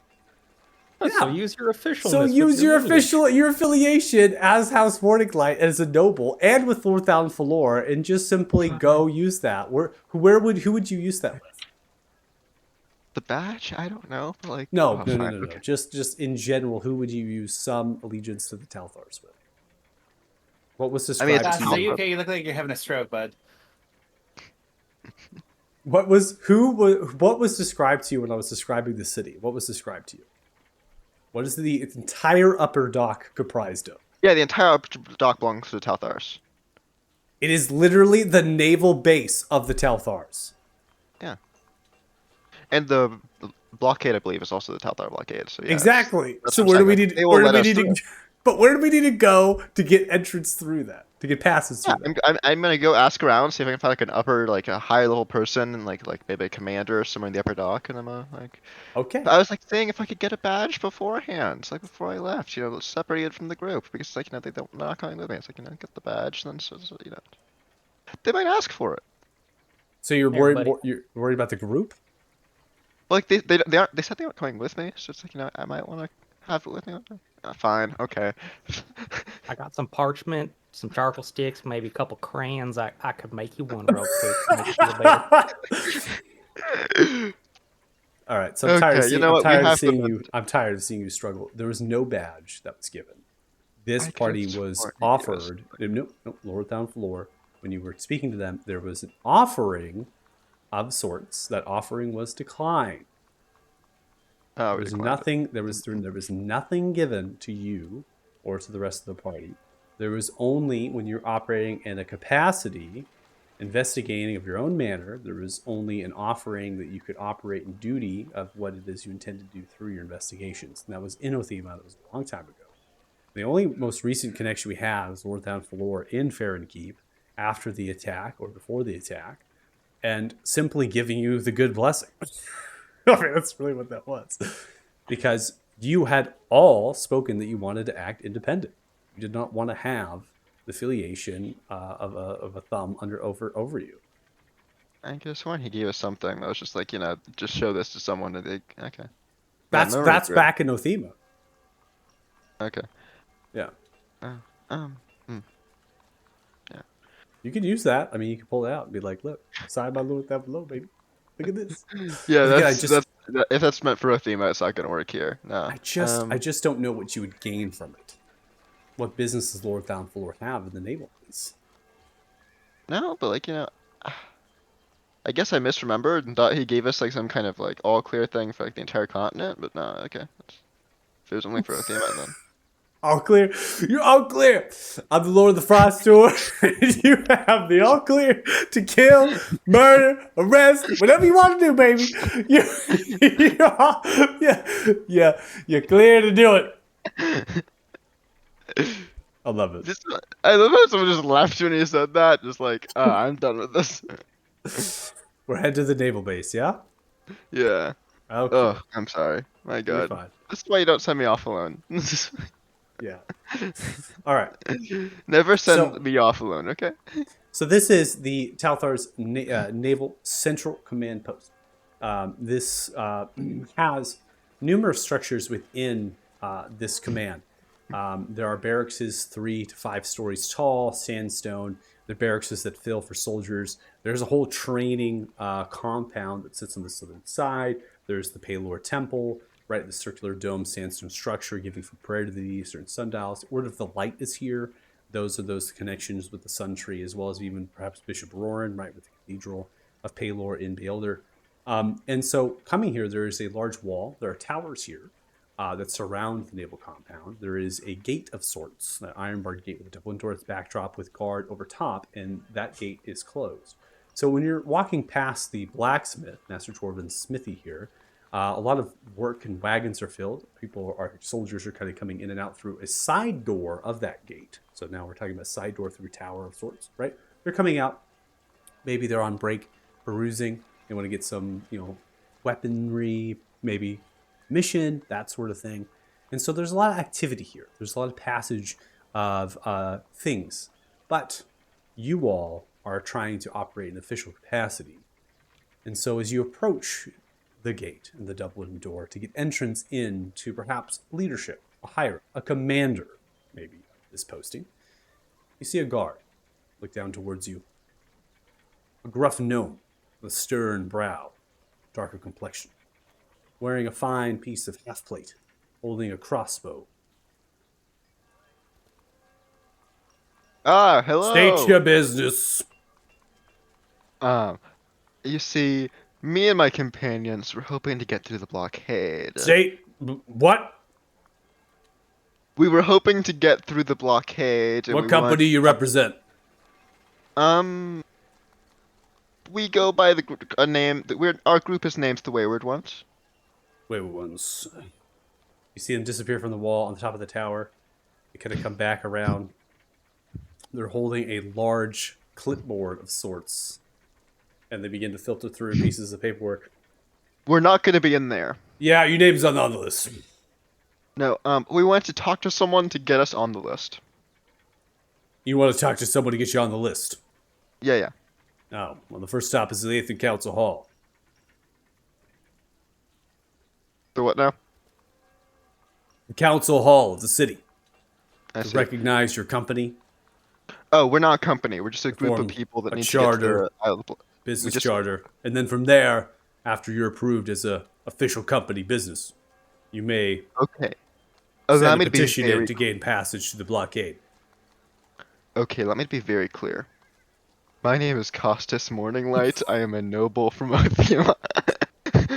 And I need to get through the blockade within the next couple days. This is not gonna be this. We need to expedite the process a bit, man. Can I talk to a higher up over here? Wait, so you are a noble? Yes, my family is from Othema. My mother is currently the steward there. House Morning Light. Your mother is the steward? Yes, of Othema. Why didn't you just open up with this? Damn. Because See I. them. Oh my. Open up the gate, the door! See the vocalizing down below. Here's some inner workings of the portcullis gate and the double door being swung open. We got there, guys. We got there. You see as it opens up, there's lots of yelling, different things. There's a vocalization for a third commander of sorts. This human begins to come out with slight kind of pot belly with orangish kind of auburn hair. This whiskery mustache here. This third commander begins to come outwards towards you. This markings of the naval, right, is slightly different than that of the other military. And so they just have some more accents towards their symbols, right, of the Talthars, that Palor symbol, particularly sails. And so it marks this as 3 just because the nomenclature upon the helm as well as the pauldron. They also are wearing lighter armor, right, more agile-oriented armor. They don't necessarily need to be fully armored when they're operating their ships and things. So it's really just to help protect against a variety of weapons that would siege upon their ships. This human looks towards you, begins to kind of look up and down.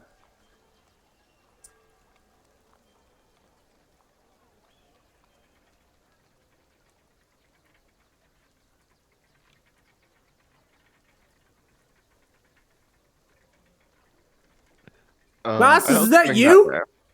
Oh. Hi. Hey, it's going. It's going good. It's Do I know this guy? Berdoon. Oh, Berdoon! Can I do a history check to remember this guy? Flat intelligence. Flat intelligence. Okay. Um.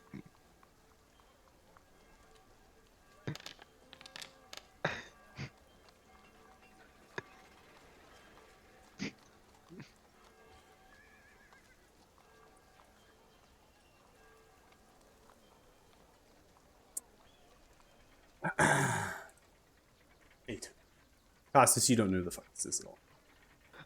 Oh man, I haven't seen you since. Oh man, where was the last time I saw you? Oh, well, I mean, you had to be a little baby. So you saw me. Your mom and I go way back. Really? Really? Oh, yeah. How far back? Looking over at Costas, like, Yeah. what would you say, like a 19, 20 years old? You know, I think it might be about that time. Gotta be. Yeah, I'd say it's about right. Make sure to Um, add the 9 months. How similar does this person look to Costas? I would say 20-ish%. By the way, Felix, I'm 22. I'm not 20. Yeah, he Nah, doesn't look you- good at math, but You wouldn't recognize me. You're only a baby then. Yeah, I mean, yeah, I Just hear about you all the offers- time. Offers up the hand. Yeah. Oh, I don't believe that your mother would have any mention of me. Mother doesn't really mention a whole lot. Out in this times Oh. of desperate need. I was actually the ship's captain, operating in a lower capacity than I'm right now, but third commander, naval base here. And I actually was the ship's captain, the Dar the Bloodied, as they led some conquests in the far south of here. So you're saying you and the bloody we're familiar with the motion of the ocean. We had a little motion of the ocean during some dining. Captain's Oh quarters. my. Okay, Felix, stop it. This is. My God. You know, I never Um, married, Yes, and I always me. thought if I was to marry someone down the bloodied, that'd be a good one to marry. Your father is a lucky man. Yeah, he is. Costas is visibly embarrassed, like blocking his hand. Like he looks exactly like me right now. He is like just this. Anyway, The business, then. yeah, to business. What can I do for the great son, Jarl the Bloody? Oh, no need to be like that. We were just wondering if we could get through the blockade, if at all possible. That's a tall order. What business do you have past the blockade? What are you illusioning, Felix? Behind this individual, you see a 5-foot cubic portrait of this individual and Costas. But Costas is being thrown up into the air like a dad would throw his child. Yeah, exactly. I love it. I love it. It's Daria, right? Not Darla. It's Daria. Your mom's name is Daria, right? Daria. Okay. Like Daria the Bloody. In the illusion, you begin to see Daria holding a small pot in the back.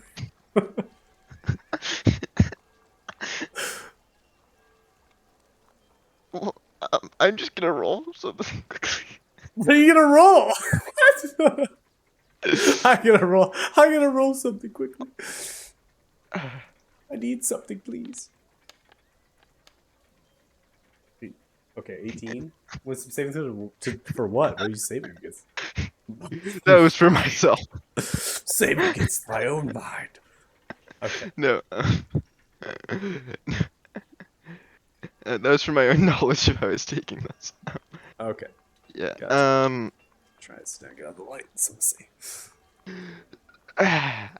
So, you see, me and some companions might possibly need to visit the Isle of the Blessed, and no matter what, we're gonna have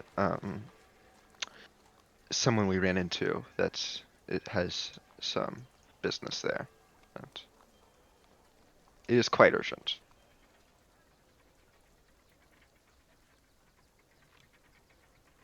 Well, I do owe a favor to your mother, so Magic can help you out. Why don't we speak to the first commander?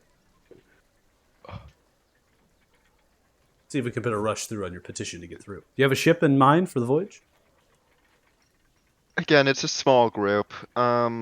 We'd probably just take whatever we could. Yeah, it's a very small group. So, Take wherever you could. Are you? I mean, I'm talking about the name of your boat that you're going to be taking. You have a boat, right? we'll probably like we can like rent a boat or something, right? Is that Like, out of character or in guys have a character? This is that was in character. We can like rent a boat or something, right? Yeah, I mean, you can rent a boat from the Bay Dock shipwright, the lower dock, right? There's certain Yeah, boats that they own. They can rent them into capacity, buy a boat from them. They also have ship and co's that you can actually have you build a boat. The naval base does not have boats to rent. Yeah, like we don't need to like of course I'm just saying like we don't need to Yeah. give you like the name right now, do it. It's not gonna be like a specific ship. It's just again it's a very small group. We'll probably just take something. You don't need to give the specific ship name to a Vernon, but maybe the first commander. I mean, if you're wanting to vault a petition up the Okay. scope, maybe come back In to that that, I case, yeah, guess. we'll try to get you the name by end of day. Well, let's talk to Can the you- first commander first. That's fine. What's up? I'm sorry, could you point us towards, where merchant sailors might be, or people that are not part of the Navy, where they would dock up? Well, the entire lower dock comprises of many different ships from companies. They own bits and pieces of the docks. The Bay Dock shipwright owns a particular part. It's fit by the Seagate Channel. be able to find then the placard of your 6. Guide you there. But if you're wanting to rent a boat from them, you have to go to the actual shipwright. Not really rent a boat. I was thinking about like commissioning. Somebody that none of us are really skilled sailors, so commissioning somebody to captain it for us. I see. So you're looking to see if someone can captain for you. Well, let me take a look here. My memory of thought. Somebody who's capable of commanding the voyage skillfully and also uses the discretion. Yes, the Goalie Alliance could be of help. I'm sorry, I didn't. Something alliance. The Goalie Alliance. Anybody in particular we should ask for there? Or? I personally don't have a whole lot of thought by them. They're in and out of their guild house. They're a guild of merchant sailors and explorers. They operate a few different ships. The lower dock closest to the aqueduct and the spill out. So some of their ships are a little ran down. They see quite a bit of seas. I'm pretty sure you can fetch a captain from them, someone to take you out, especially to the Isle. If you petition for this, I'm sure they would gladly wish to explore it. Great. So, guys, let's go get permission, and then afterwards we'll go get our captain. The name, on that note, I remember there's somebody coming by.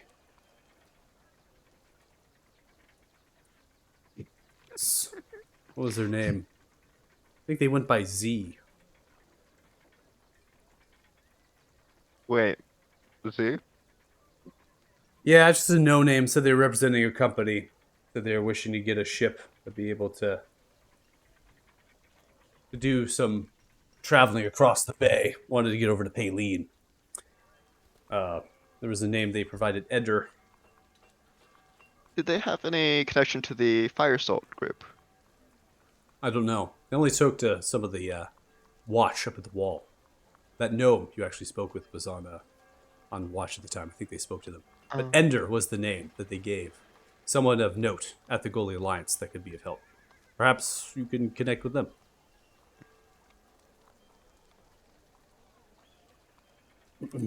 Goalie Alliance, and then the name was Ender.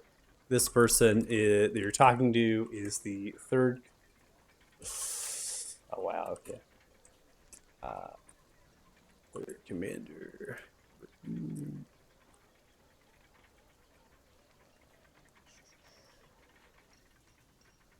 Group of sea goalies. Third commander, Verdun Warburg. And the individual you said that was asking about passage, name is Z. They were looking for passage over to Paylene. It's not uncommon. We just don't have a lot of companies that are in transport ships. Generally, Paylene has their own boats that they send over here. We don't really go out to Paylene with some of the companies and their businesses. Our warships don't really even patrol the waters over there. It's not really a necessary need for it. We mainly patrol the north side of the bay, the marshes, and then the blockade. So the name, in terms of passage through, they were just looking for aid and for help. So they came up to the wall. I think I might have heard a name before. Can you describe what they looked like? Yeah. So they were, well, I mean, oh, 1 second. Begins to push past you, yelling up towards the wall, towards the gnome.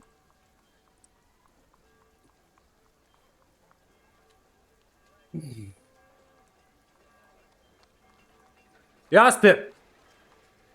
Sees the gnome, looks down. Hi there, Commander. Yaspip, was the Z character came up to the wall literally like, I want to say like an hour ago before these people? Yeah. Human, reddish robe, gold accents, had an owl on the shoulder. Heading to Paylene. Oh, there you go. I just kind of looked to Joe. He's like, "Does that sound like your friend? That you were talking about?" Unfortunately, yes, that's him.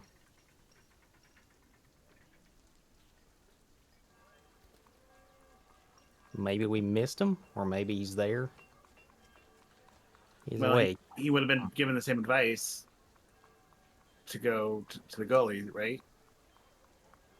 Yeah. And was So- it the Goalie Alliance? Do they just have the one ship, or are there multiple ones that they'll rent out?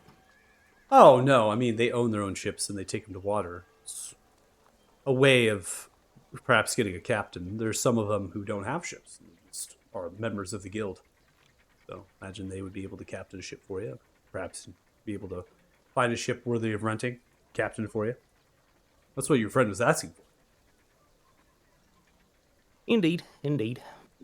Well, different locations in mind, so Beyond that, I dare mean, say we you won't could- have to buddy up with them. Emberock, Hall of Emberock. I'm sure there might be an adventurer or two that's able to captain a ship for you. Well, thank you very much for your help. Very solicitous of you. Oh yeah, most welcome.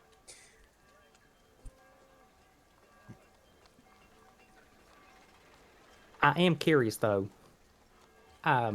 We have run into the lady of Mr. Morninglight's house here a couple times recently. Seemed pretty stern and fierce and not particularly welcoming. What was she like when she was younger? Well, Felix.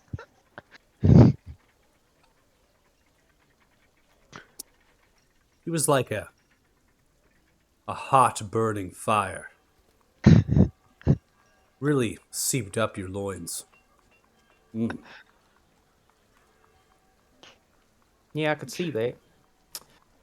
As quick as you When, would I. understand them. As quick as you would understand them and really feel like you had a bead on what they were after. And they would smack you in the face and twist you around. The kind of thing that I like. Good God, man! Stop. God.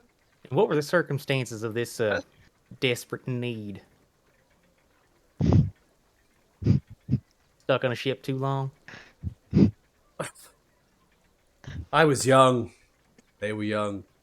We were on the ship. A little bit too much wine to drink. The captain's quarters. Other decks. Crews left. Back to their own. We got to talking.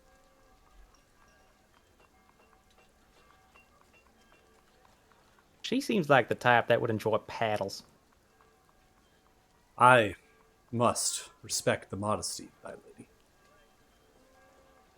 Fair enough.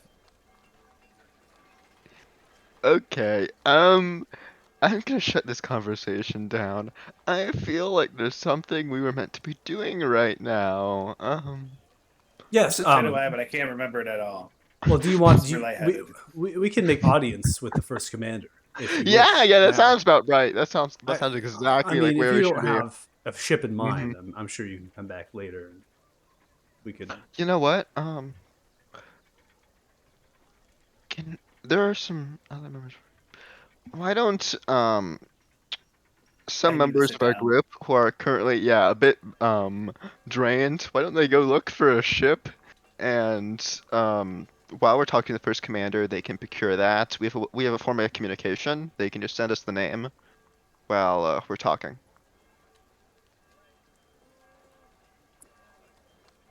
Okay, sounds good. I mean, Yes, it's fairly split up. Let's split up Yes, again. for this- That sounds great. yeah, I can't be with this man that much longer. Can't be with this man much longer. Okay.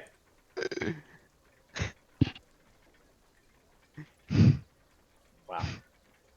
Brought this upon yourself.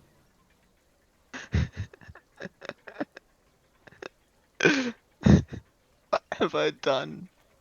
All right, so we're going to go ahead and we're going to get to, given our time frame, we're going to get to a conversation with the first commander. I think that's going to be pretty quick with Costas here, and then we'll take it from there after a break. So make sure we get to some things, role play and such. So because the first commander is a worthy, notable role play. So Costas, you want to take this and you're going to basically do this on your own, right?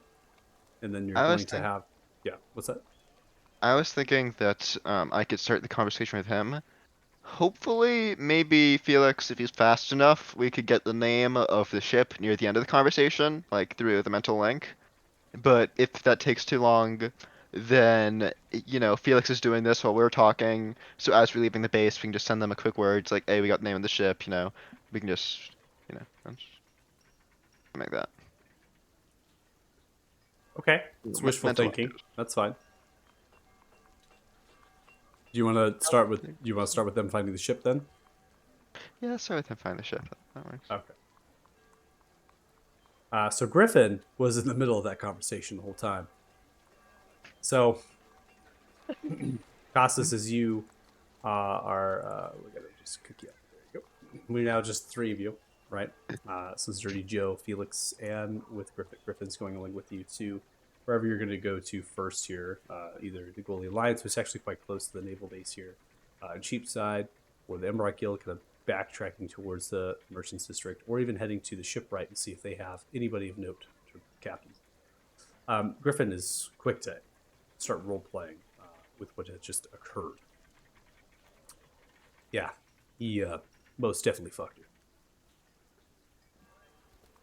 Yeah, everybody knows that, but we're just trying to wonder if that was his dad or not. Oh, is that his dad? Well, we don't No, know. he was not. He most Costas, you're not here.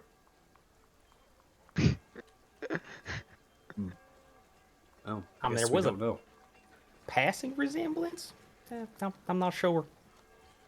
Maybe we can Timeline's ask just Mr. about right. Athala to do some of his divination magic to figure it out. Oh, yes. There you Divination magic would be quite helpful to figure out that third commander was your companion's father. I feel like he could have like a show, like people would watch that. Like, and you are not the father. Sounds very reminiscent of a person I once knew, known as Jerry. Okay, thanks for that. They Griffin. were a practice professor, divination, and they would randomly come up to you and. I'm sorry. They have like a traveling stage show, perhaps. They would a little bit cuckoo, a little bit off, and they would come up to you and simply say, Jerry.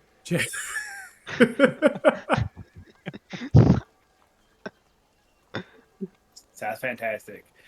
Joe, you want to go to the goalie then to get a captain, or did you wanted to go Probably. to? That was the recommended option, and I certainly don't know anybody else around here. Let me well, hey, you're good with illusions and such. This Zell guy that might be over there was a fairly decent wizard in his own right.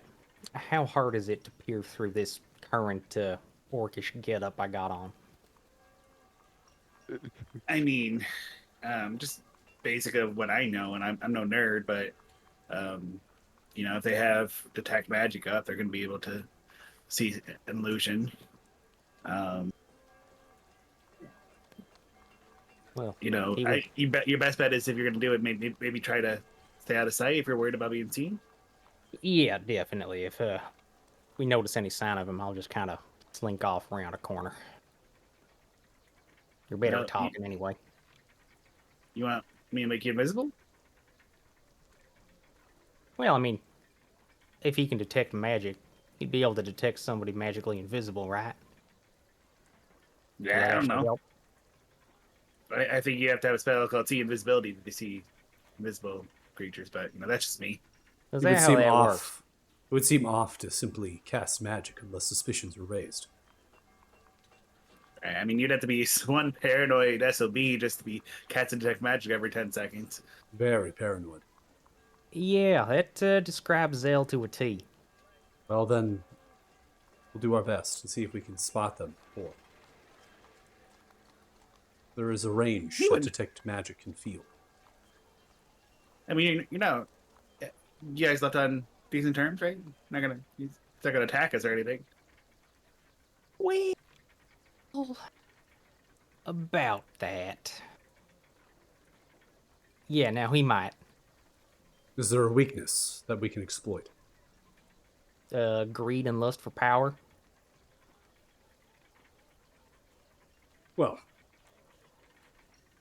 The city seems ripe with it. I imagine we can come up with something.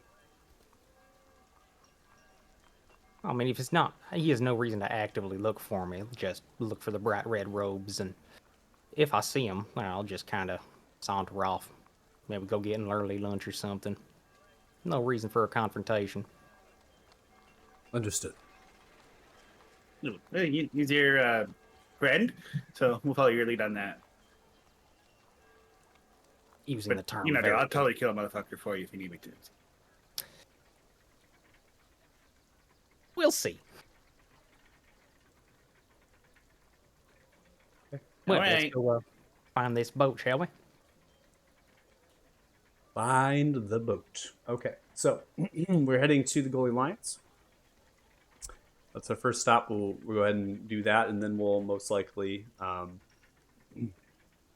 to break here. So, Goalie of Lions, this guild house, this is a 19-foot building. It seems to be single story with these glazed like metal etched windows, much of which are like rusted at this point from the salt water. Straw thatching is old and it's very molded. In terms of like molding and things like actually fungus and stuff. Sandstone rock wall is in need of improvement around the structure. Interior wood seems to decay rapidly within the windows from the dimly lit lanterns as well as candles every so often. Surrounding the structure is sand, dirt, and rock. In fact, there's small shrubs that kind of cling to the dirt that grow about, as well as this tall beach grass in the sand. Wrapped around the handles of the door appear to be a chain that has been unlocked and then pulled through and then laid down upon the wraparound balcony of the front end, right, of the building, the porch, I should say. So there's a covering of that porch. Now there's a sign that hangs from an anchoring of post of that covering of the porch, and that has the picture of a gull, right, a bird as it flies and it's kind of tilted to the side. And then behind that is a sun that kind of glows, and that is the symbol of the Goalie Alliance. You hear a slight voice coming from inside, and it seems to be a little bit of a cackle and a laughter, and then eventually silence. Do I recognize that cackle? Make a perception check.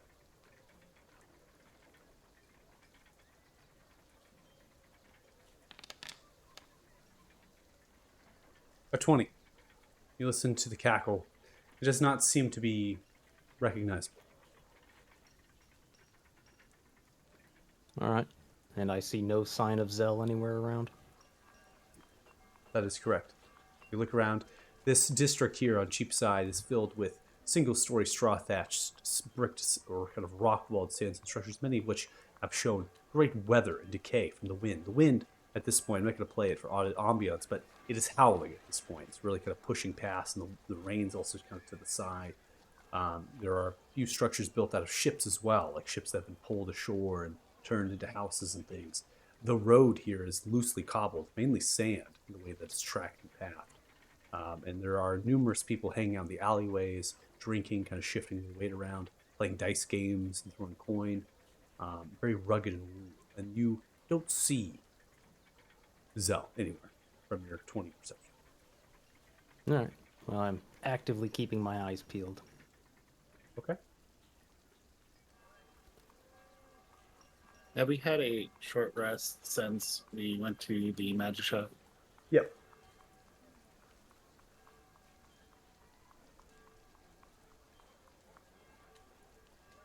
I'm guessing time of day is closer to 10 a.m. right now, maybe? Yeah, I'm going to advance the time. It's going to be 10 a.m. Cool.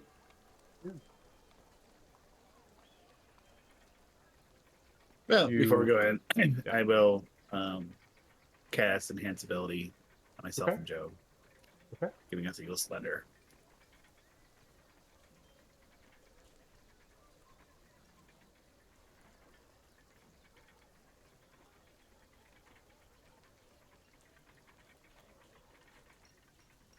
Okay.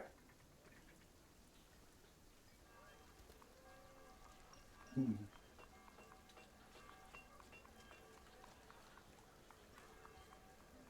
And in we go, I suppose. Yeah. Are you going in? Yes. Yeah. Okay. Just want to make sure.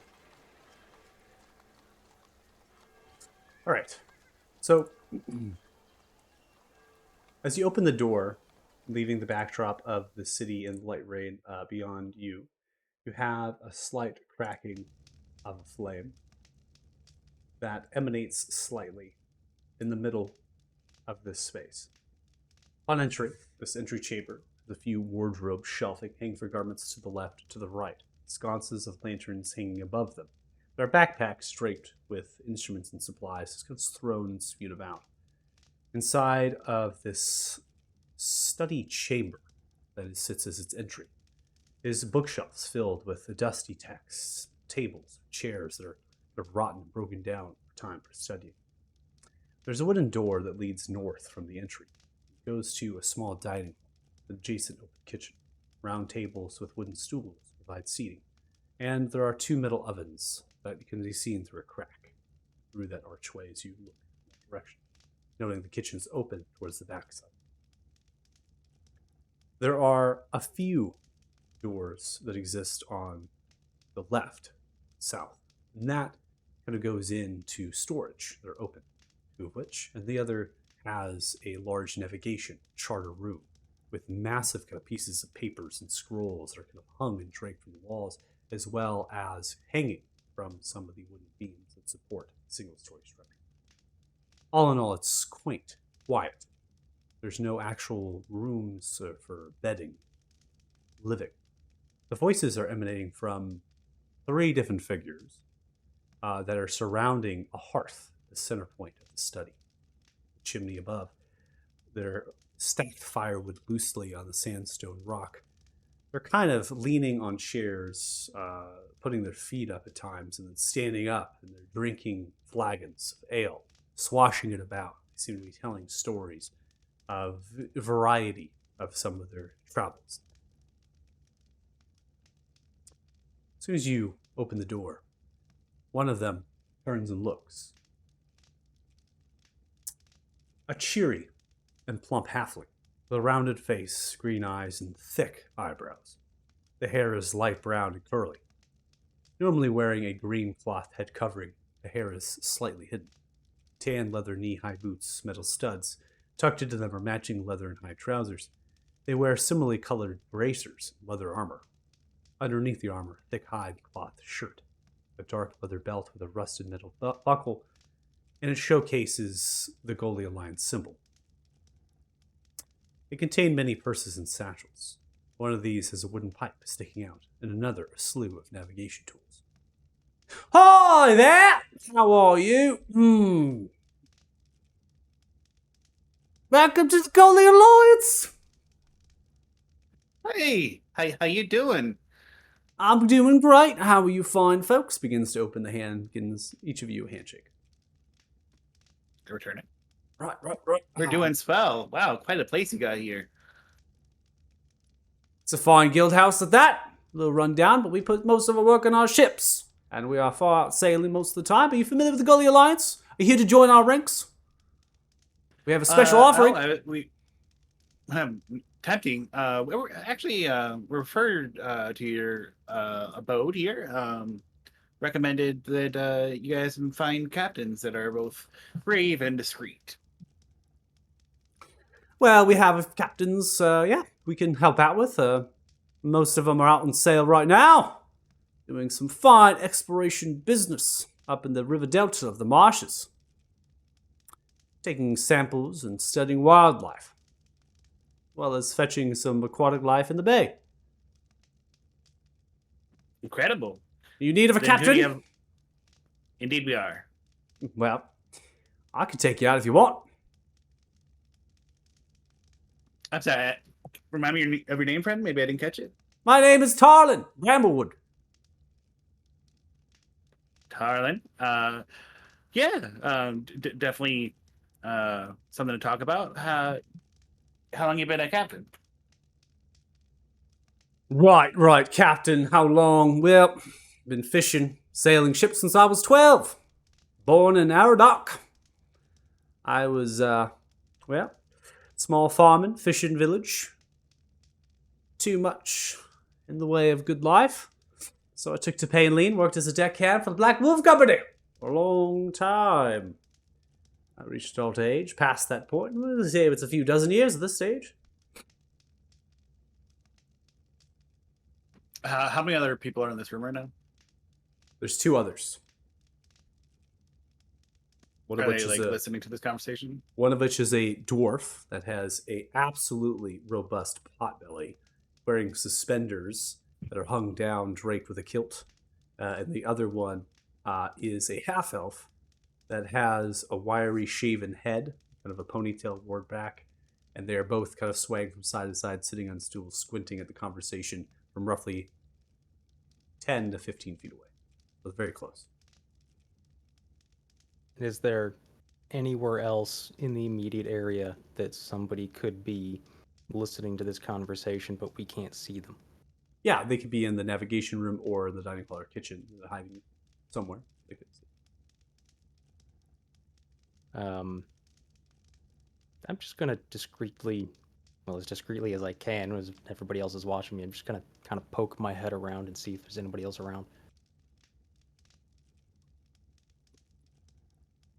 Okay. Go and roll a perception check.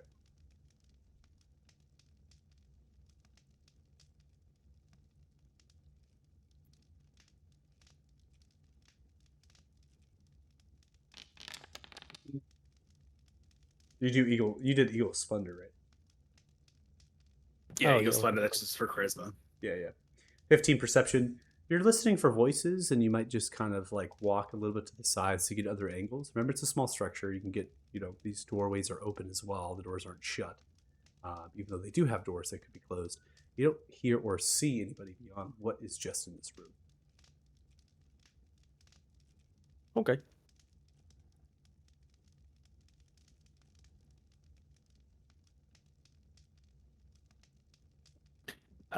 Just looking over to the other individuals. Hey, have you ever sailed with my friend here?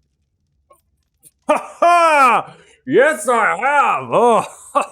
Oh, darling. Yeah.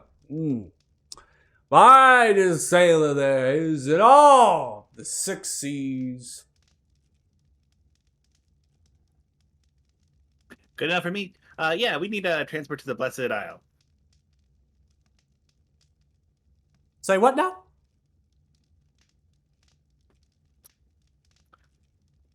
Is that a problem? I thought you were a good sailor.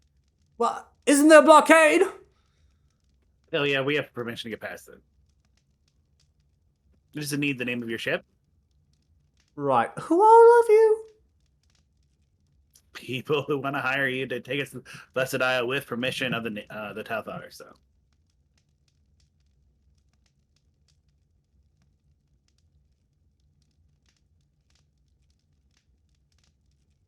You got a deal. That sounds great. Raises the hand out for a shake. how much? Oh yeah, price, cost, right. Oh,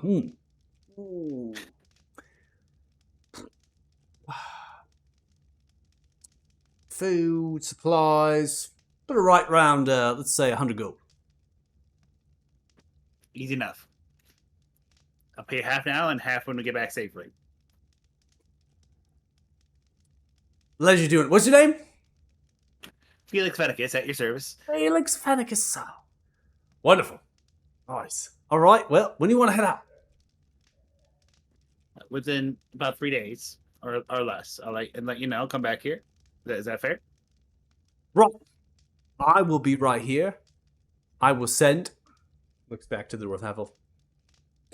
We'll get the Jolly Good ready to go. And then we'll, meet me here. I'll be ready. The Jolly Good. The Jolly Good. And I'm sorry, can you write your name down on a piece of paper here? Ah, yes. Let me go ahead and translate my name over so it cannot be construed as some sort of vulgar, crude word. Tarlin Bramblewood. Tyler Bremmelwood of the Jolly Good. Thank you. This has been great. We'll be back in the next couple of days to finalize details. You can expect a party of about 7 of us. Any of you are good with ships, huh? Sail? No, No. Right. but we have some strong people. So No worries, no worries. I've taken numerous parties out on the seas and fine. No sailing. Sees the half elf looks sorry, I should take that back. sloshed. Most of us are pretty good at whitewater rafting. Whitewater rafting! Well, there's no oars on this ship, so unfortunately no rowing. My favorite kind of ship. The Jolly Good is as seaworthy as it ever was. Finest. All of the land. You won't be disappointed. I promise you. Kind of feel like we will, but you know, I don't got much options here. So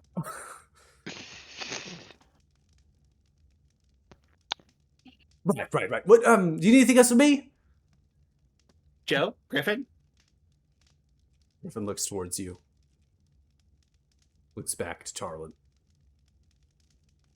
How old is this Jolly Good? Just for frame of reference. Jolly Good. Gotta be right around the age of 80. It's a good age for a ship. All Well, original with- planking. As original as they come. Ah. Just curious, what got anything else on standby that was maybe a little bit more up to date as far as design goes? See, this dwarf is sloshing left and right. Go in my boat!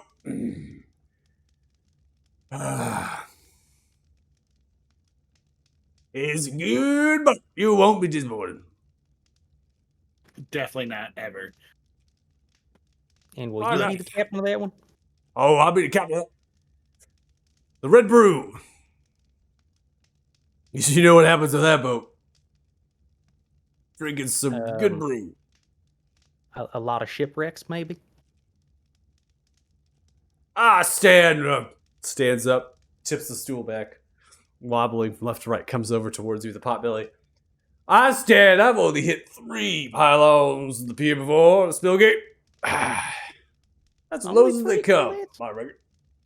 What? Hey, easy. That's the lowest they come.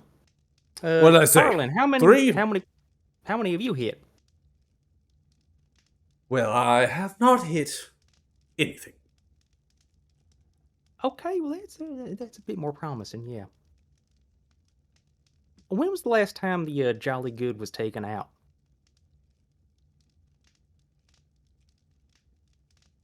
It was taken out just this last week. How long was the voyage? We sailed around the bay. And no leaks noticed, or Oh, of course not. We would not set sail with the Jolly Good having leaks. Besides, all of us are right fit to feel any leak that would happen. Don't you worry. Caroline, I think what my friend Joe is getting at here is the vessel seaworthy? Is it in need of any repairs? It seems like an No! old boat. Well, it's an old boat, but it's a weathered boat. And that is what matters.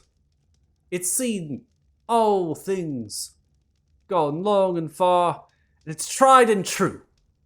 It's not like we don't repair the damn thing. Hey, no offense intended, friend, but you know, I think I'm taking a Sometimes little old bit of boats sink. offense now, quite honest. both I'll of us are flick just him a little. another gold. I'm sorry. Thank you so much.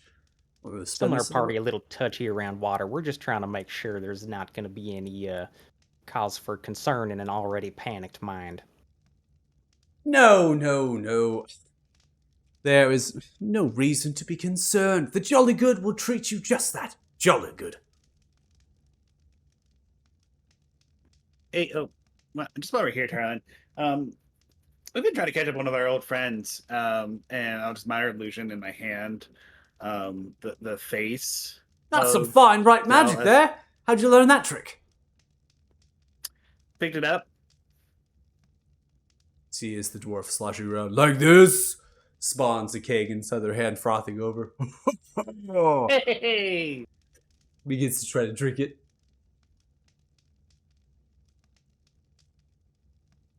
Have you seen this individual? Oh, right, yeah. Not too long ago. Last hour. One came right in. Especially Edda, right up. What do you want? You need a ship. Taking voyage over to Paylene. And did he get that? Oh, yeah. Ender, as I stated. I just said it. Oh, that's the ship's. Okay, sorry. No, that's the captain. Ender. They left Right. already. Right, yeah. Post haste. Oh, just missed him. Right. Oh, Well, you can catch up with them. thanks for clearing it up. All those ships are stored up, right? The Squill Gate, Pier 1. I'll bear that in mind. That's Thank up to you very Joe. much. Oh, I don't think we have time. He has pressing business elsewhere. We can always catch up later. Cool beans. Right. Well, this has been just real fun. You want to drink with us? Actually, Maybe. yeah, I'm kind of curious as to see how that ale is. He seems to be treating him well. Red brew is great. Get some bobbles as Okay, they great. do. They begin to teeter themselves over. They go into the dining hall. As they do, they come out with a handful of different flagons of ale, slapping it down onto the edge of the hearth. Enjoy! Cheers, buddy. Grab it in. Bottoms up. To the jolly good, and the voyage to the Isle of the Blessed. To the jolly good. Here, here! Last the flagon begin to drink. The ale is mediocre. It's not bad. It's not bad. Definitely had very much worse in my time. Ah, you're funny. This is great. This just downs it straight up.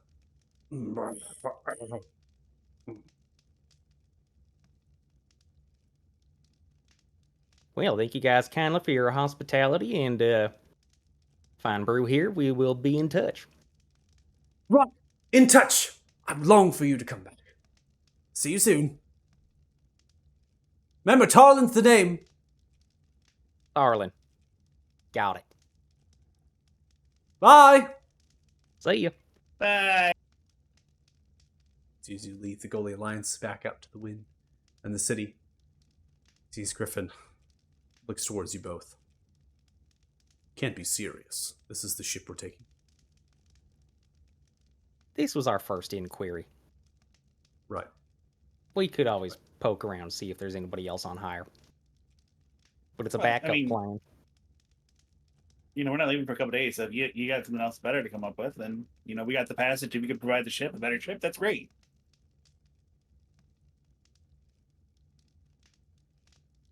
And maybe travel as inconspicuously as possible is best. Well, this will be nothing if not inconspicuous. That conversation settled, and with the Goalie Alliance, spoken with of Tarlin Bramblewood and the Jolly Good, we're going to go and take a break. So, for those who've been sitting patiently waiting, thanks so much. I understand it's splitting the party, going through role play and stuff. It takes some time and all that. Hopefully, it's been enjoyable to watch and kind of participate in that way. For watching the stream, thanks so much. Really appreciate it. We're going to come back at about 10 minutes or so, about 7:08 p.m. PDT. Hopefully, you join us when we return. So, we'll be right back. Bye.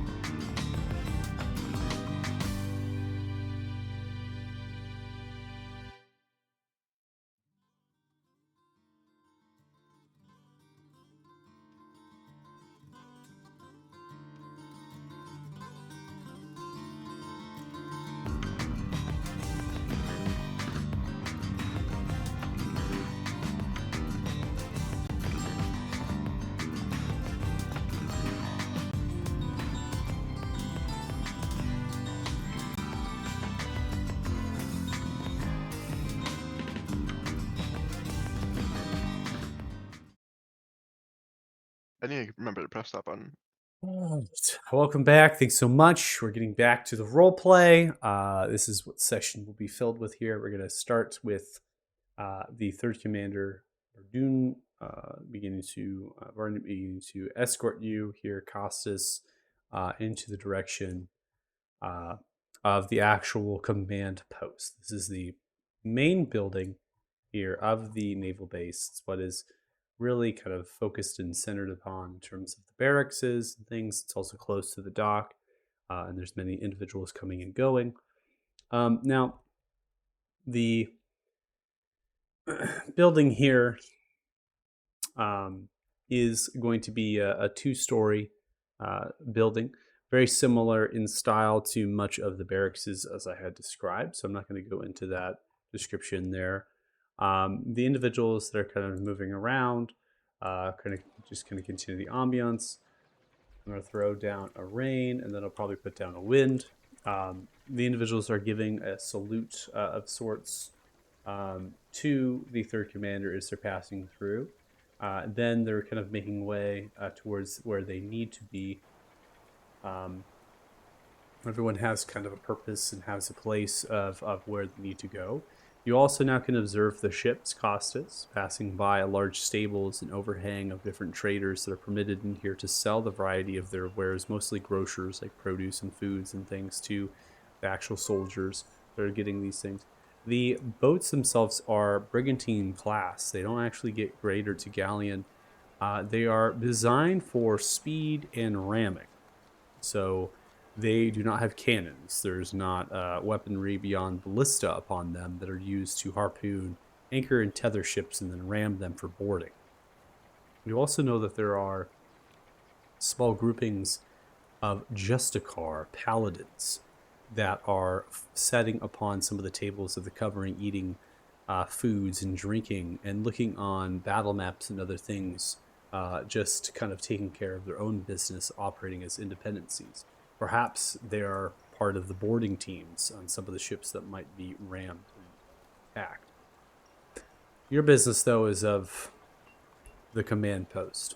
That double wooden door is open, double. You hop onto the porch and then enter in. On that, the wind as well as the city sounds are beginning to subside and are in the backdrop of the door. Now, inside is a common chamber with circular tables and chairs for commanders to sit and to discuss business that can be heard at the public light. And there are commanders in here that are speaking. The naval base and the command, they rank from 3rd, 2nd, and 1st. They don't need to go beyond that. And then there's lower positions of rank that particularly pertain to quartermaster or quartermaster or weapons master or those sort of thing, right? Where they're given a rank to what they are intending to do and they lead subsequent soldiers that are assigned to that post in that position. Not unlike like a lieutenant or a captain perhaps would be, but an extent of more specialized position. And then there are captains that are given that rank because they are the pilots of that ship. They're the ones who sail that ship. There are also sailors, so people that are not soldiers, and they are sailors that work on the ships. They're hired for a particular ship. They're paid from the coffers of the Talthars to be worthy seamen. So, as you come into space, you can see the tables around, some of the sailors and the commanders speaking, just having some chit-chat, idle time beyond maybe hosting training in the training grounds in that compound within that you saw just to the south upon entry. And then there is a room, the door across the way, that is of wood but reinforced with metal. On the posting there says, First Commander, post set. And then the name Orania. Okay, so First Commander Cosette Orania. There are 2 other doors on the left side upon entry. Those go into, very similar to what I described as goalie lines, but more refined and blossomed as navigation rooms with globes, chartermen, instruments, and large tables draped ready to go, with figurines and other sorts of boats and such.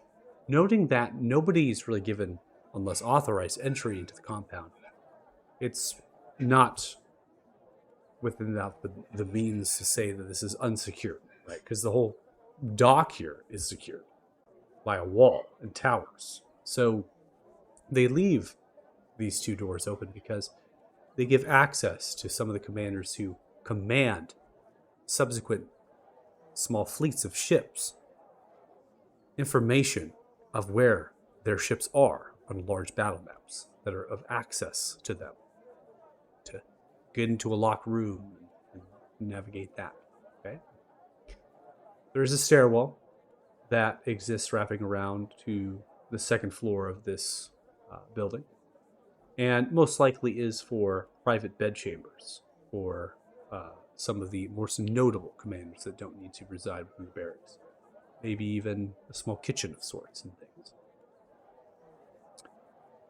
In addition, underneath the stairwell to an attachment of the building is a metal vaulted door, that of which will lead into a war room for private, intimate conversation meetings, as well as a staircase descending into a treasury. Third commander is leading you towards the door of the first commander, knocks upon it, states their name and business and your name. Upon that, you hear a voice. Come in. The third commander opens it, walks in, lowers the head. And go ahead and remove tokens here.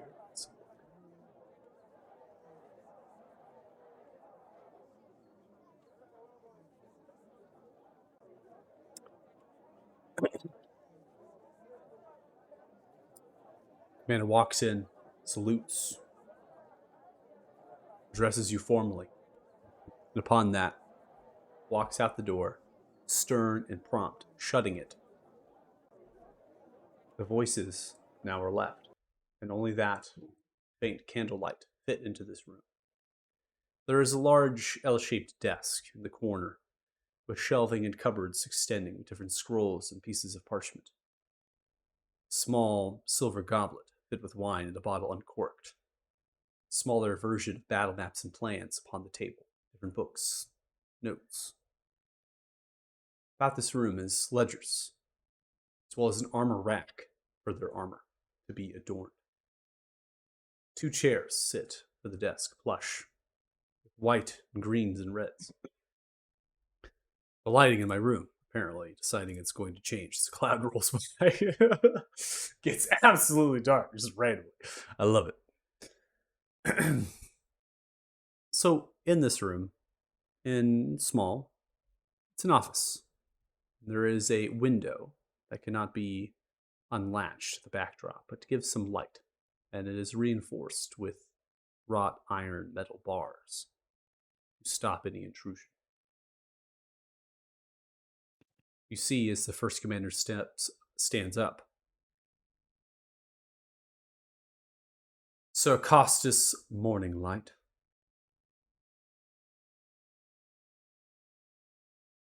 Reaches a hand out for a handshake.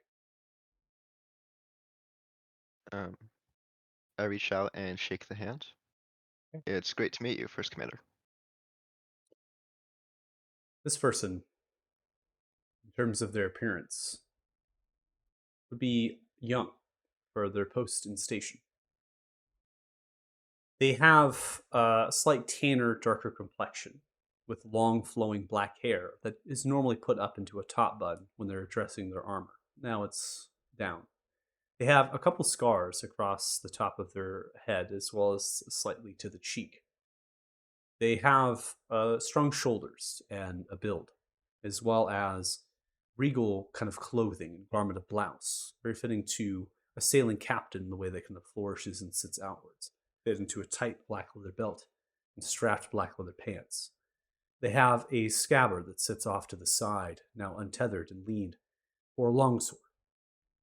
They have other gems upon their hand and ring, but terms on the rings, but really not a noble stands out to you. They're not wearing crests of lots of gold and things. They're more simple terms of gemstones and materials, silver at the most, and a pendant, maybe a portrait of some kind fit into it. That's tucked in through the loose lace that's kind of flourishing from their bosom.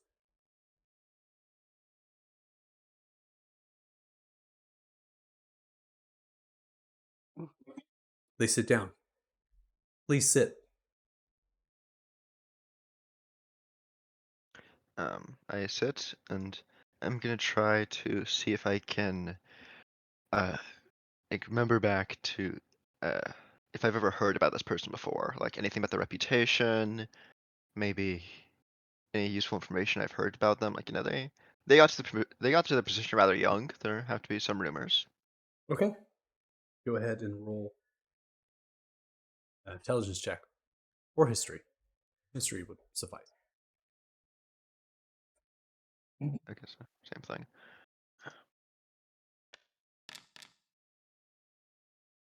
15. You do not recognize this individual as a noble terms, but the name of Cosette has spread across even to your house as a notable person that has made a daring command on as captain of a ship of the Raven, Talthar warship captain. They have sailed and battled against a vicious and large sea creature that was not that far off of a kraken. To preserve the life of their crew, the ship is forfeit. By their command, they preserve the life of them. They have done well, training and working up the ranks to reach this very high position, highest that can be held by this naval command. The Talthars don't actually put a lot of weight into their navy. Not the realm of other Veterinary Republic of Torvas, Glenmark, these other places in the world. So the rank of a first commander in the Navy is still low on the totem, but for this place, this is as high as it gets.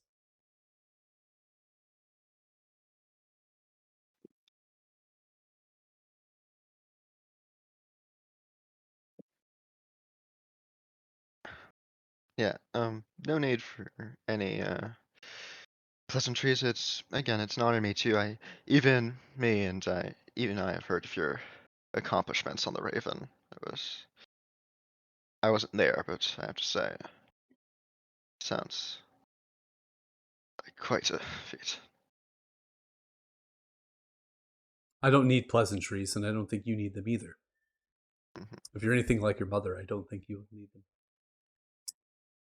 Is that true that your mother has taken up stewardship of the Frosthorn? That is what I hear, but I haven't gone there personally since she has taken over. Understood. We have been told that we need to send soldiers out to the crossroads and the bridge just direct for traffic. The Lord Floor arrived and their banner. And that word and that message spread that we were to, if any case, recognize your mother as the steward. And of course, we don't have any jurisdiction or reasoning for that, but it is, of course, necessary that the Talthars make aware of changes in leadership in the government of their kingdom.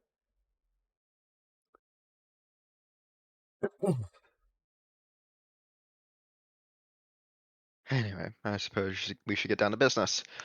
Um, I require to get past the blockade. For what reason? Me and a small group of companions need to get to the Isle of Blessed. Who are your companions? We go by the name the Wayward Ones, as well as one additional tag-along. You're not a recognized guild, or We are not a recognized guild, but we have done some, pulls out a ledger, I begins would to say, thumb through it. impressive actions. Yes, and we've done quite a bit of work for the Lord Downfloor.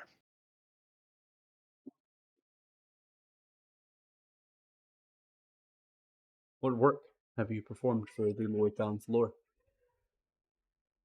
We aided with the Marshes of Unveiling and some undead in Othema. And outside Wait, of take a that, step back. You aided in the marshes of the Unveiling?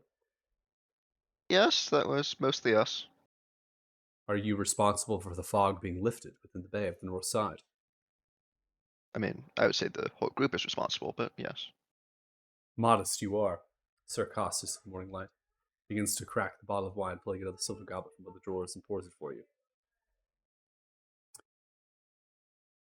Surprised you haven't decided to enroll within the Jessicars to hone your skill and rank. Let's just say, traveling with this group, I feel like I can accomplish a lot more. I said the same thing. My parents attempted to enroll me with the Justicars when I was starting to show signs of skill after the incident with the Raven. Not of noble birth, I was wanting to make more of a change. Surprised you of noble birth are willing to take that course. Generally, when things are handed to you, take the easy path. I have to say, I generally don't like throwing my noble birth around. I mean, it's useful sometimes, but it just feels a bit oppressive, if you know what I mean. So it's to use someone's birth to as influence over another. Cheers to that. I'm sorry, I will be abstaining from alcohol. Recently I've had some issues with it. I see. No matter.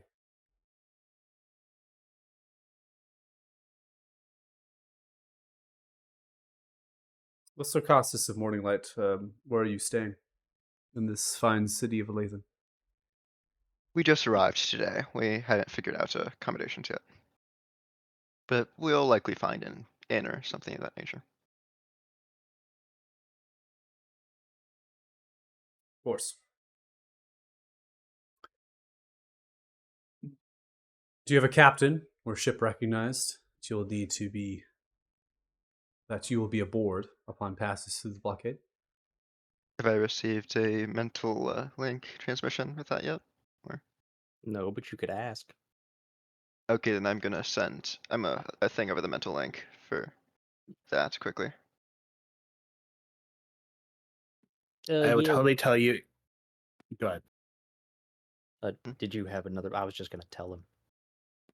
I would totally tell you, Cassis, if you admit that that guy kind of looks like your dad.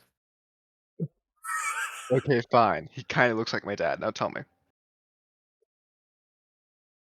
I totally forgot what it was. The Jolly Good. Okay, it seems my companions have found a ship by the name of the Jolly Good. The Jolly Good. Yeah. I don't know. It's we have a form Captain of by the illustrious Harlan Bramblewood. the captain is named Harlan Bramblewood. I don't know. We have a form of communication mentally. I know of this captain. And I know of this ship. We have towed it to shore several times. Is it not seaworthy? I'm sure that the Bramblewood has made numerous repairs to the ship to make it seaworthy. Its last voyage was a little bit a week ago. We had to tow it back to the Spillgate, where the Golian Light's ships are stored in the lower dock. Thank you for informing me. Would it be a problem if we were to change ships before we were to set out? It's no matter. You're free to come and go as you please. I'll write you something that you can offer to front gate to gain entry. And of course, you're more than welcome into my chambers.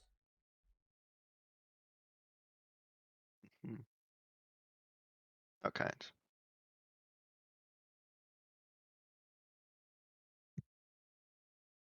David can't handle it. David literally can't handle it. He's gotta go. He's gotta get out of here. It's too much. It's too much. It's too much. I'm trying to stay professional. Well, we're dying to know, is he your type?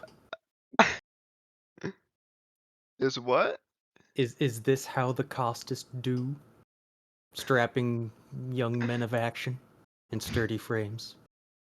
I'm pretty sure it's a she. Was it? Like, doesn't matter. I leave that up for you to decide. If you want to ask, you can always ask, and I'll tell you. No. No, no, thank you for the offer, but I am quite busy. What offer were you referring to?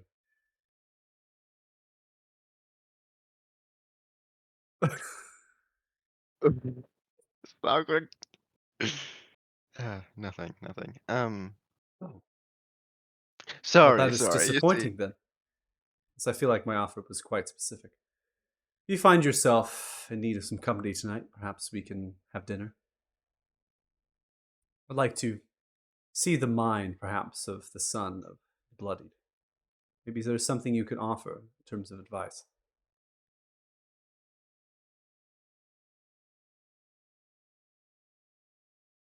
well, I really should get going. Of course. Yes. Here, let me write this down for you real quick. Begins to pull a piece of parchment out, taking ink, pen to it and quill very elegantly with the hand as it moves across, begins to write out a simple letter, and then takes the Talthar symbol of the Navy, stamping onto it and signing their name at the bottom, and begins to roll it up and tying forward. Here you are. Thank you. You're most welcome. Goodbye. May the blessings of Palor be upon you. And I'm just gonna leave quickly. Of course. Yeah, just bolt for the door. Begin to bolt for the door. Hear the voice of the first commander beginning to kind of echo out into the common chamber, calling a shipmaster forth. The shipmaster of messages, potentially a captain that is in charge of a ship that runs to the blockade to deliver messages and voices, and that will be spread through other ships, right? So they want to get the word out to the blockade that you are now part of that list, perhaps, right? So we want to make sure that you're stopped and you're not attacked in terms of that. The reason why they need to know the ship name is actually not because they're going to look at the name of the ship, because the sails of these ships, as well as the stern flags and the ship flags and the crow's nest, are very particular and documented with the shipwrights, and that passes through to the Lathan Council Hall, right? And so there's this communication that they have to give out to the blockade. So when they see the ship coming with the spyglass, they then don't just simply go out and attack you, right? So that's part of this whole thing. I do want to do that out of character. I feel like you're jumping through a little bit of a hoop here. So, all right, well, we now are going to subside that role play. I haven't given an opportunity to anybody. I felt like that was pretty on the nose, but you know what? I try my best.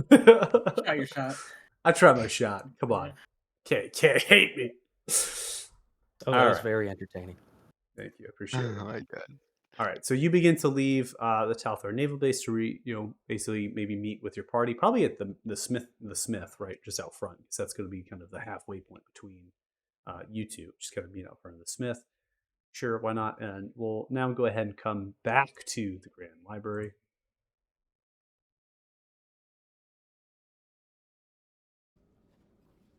Right. I hope that this has given you enough time to think of something. So, Othello, want to go first? no. Yeah. I'd ask Marv about the Owl of the Blessed, and any information if they know the structure of the school, and more information on the well, basically, as well. Okay. So we'll do this out of character. Mhm. No reason to really role play that at all. A shortcut of time because we're kind of nearing the end of our session time here, so I want to fit this in. And then this will be included on the lore posting as well as the stuff about the TMN as well. I'll include that all as that profile as well.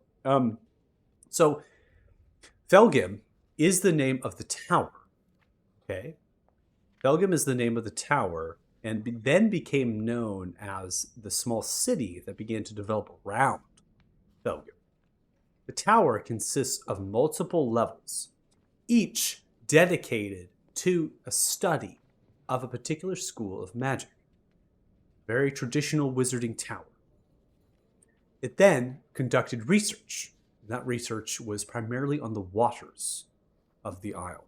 They were very curious about why time functioned differently on the Isle and why the water had some magical properties to it that seemingly was connected to that time distortion. So they built a labyrinth, a dungeon. In that dungeon contained their research facilities to be able to extract the water, to test upon it, and other sorts of tinkering and creations, inventions. The Well of the Nine Realms is a focal point of the tower, put on display, the center point of it, and the research conducted underneath in the well.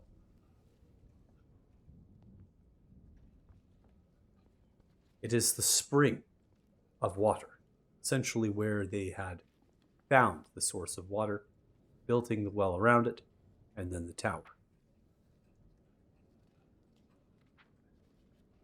The Isle of the Blessed, there is a dock. That dock sits on the eastern shore in the bay. There was a small village that was built there, long gone now, and the dock is destroyed since the age of the Great Purge. An incursion was led by the Talthars, and a battle ensued against Paladin and Mage. Belgium was ransacked, and the small city was put to torch and destroyed. It was targeted because it was seen as a potential safe haven for the reckoning. And the response of Felgum to hand over magical texts, items, was met with a no. Refused.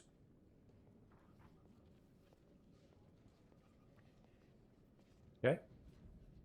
That gives you a little bit, right? The tower is comprised of metal. It is magically created. It's welded plates of metal sheet. Gnomish runes and wards are attached to it. The Guild of Lore and Myth and this halfling would tell you the tower most likely still stands, because it is well beyond the means of the Talthars to be able to be destroyed. What lies inside, right? What's left, right? Throw up the hands. In the early reports of these Felgum researchers within the library are documented as very ambiguous and amorphic beings of purple and pink lightning that seem to interact with the earliest of the gnomes that arrived on the Isle. And these beings spoke no words, no language documented in the books. They only interacted in simple motions and were of key interest to the researchers before they disappeared.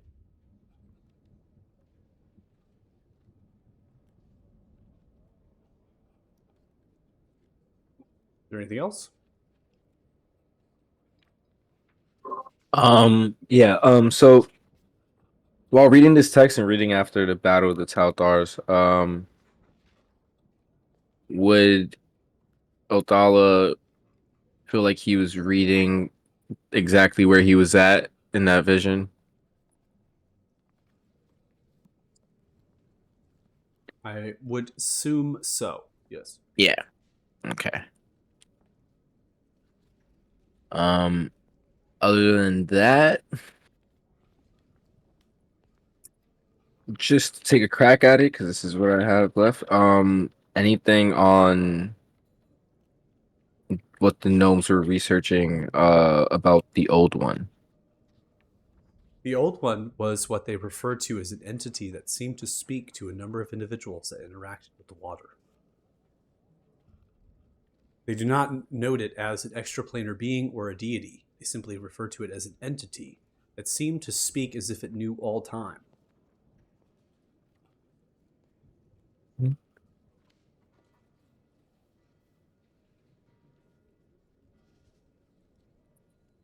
Think that's all I got for right now. Ishra? Okay. First off, I want to check into Ismar nobility. Trying to find a pattern with the thought being if Tinker has been around for a long, long time, maybe there's some recurring names in there. Maybe there's like a really long line of house or family that could potentially be contact for us when we get there to talk to or something like Understood. I need you to make a flat intelligence check. that.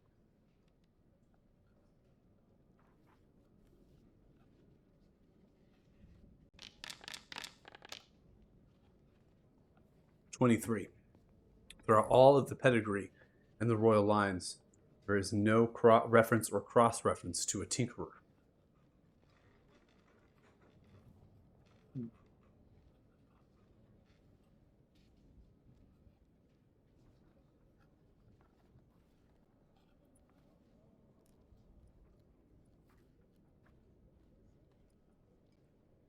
Is there maybe rather than the Tinkerer, is there any houses, really old houses that still exist today? Well, there are old houses that exist today within the Stone Council, the Granny Keep, which is what your probably choir would be, right? Yeah. Because then the second thought would be, well, if these families have been around for a long, long time, maybe they've seen something. Talk to them when we get to some. The oldest of the families of the house would be House Rosk. The single descendant known as Lady Corna Rosk sits on the Stone Council.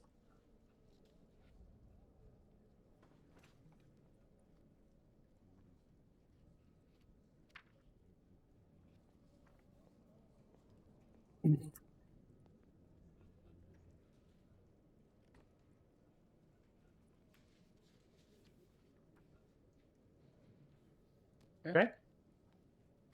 All right.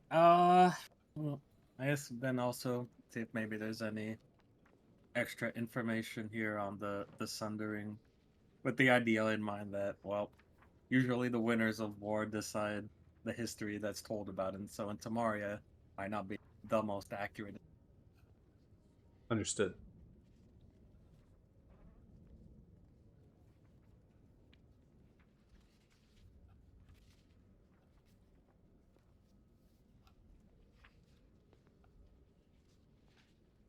Much of the history here is told in secondhand approach from the houses of Elion and their scribes as they sent out to translations. That's been transcribed from the Guild of Lore and Myth, from Elvish to Common, stash in public vicinity of this.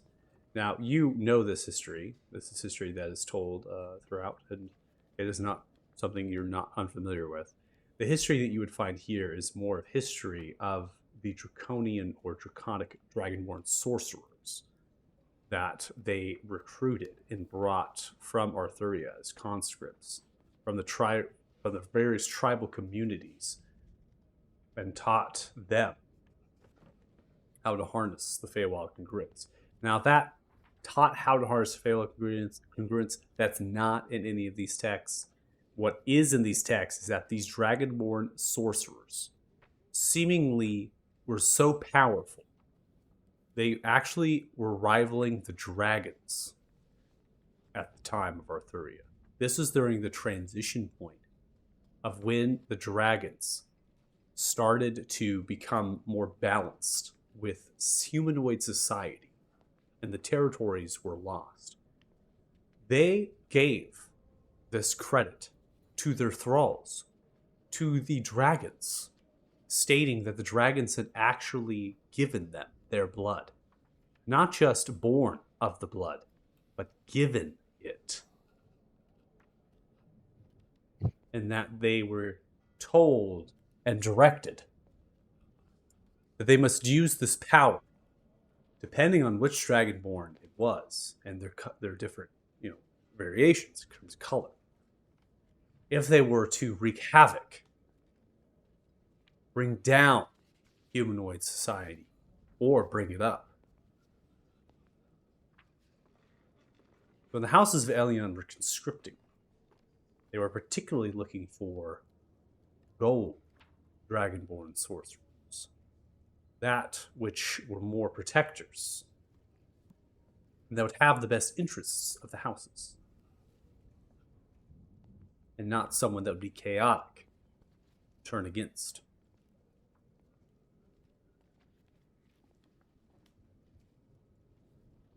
These sorcerers, towards the dragonborn people, were marked not just as heroes, prophets, but as gods. Because now, instead of worshipping a dragon, they had one of their own that they and that protected them.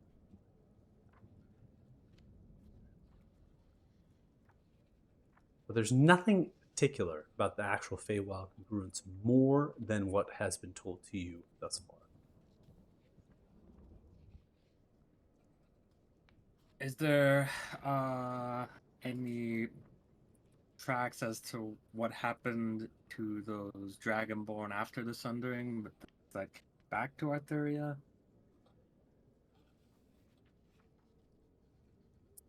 That is history that is not written.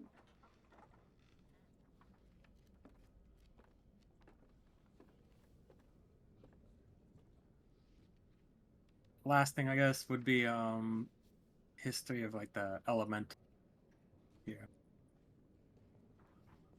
Go again with that one?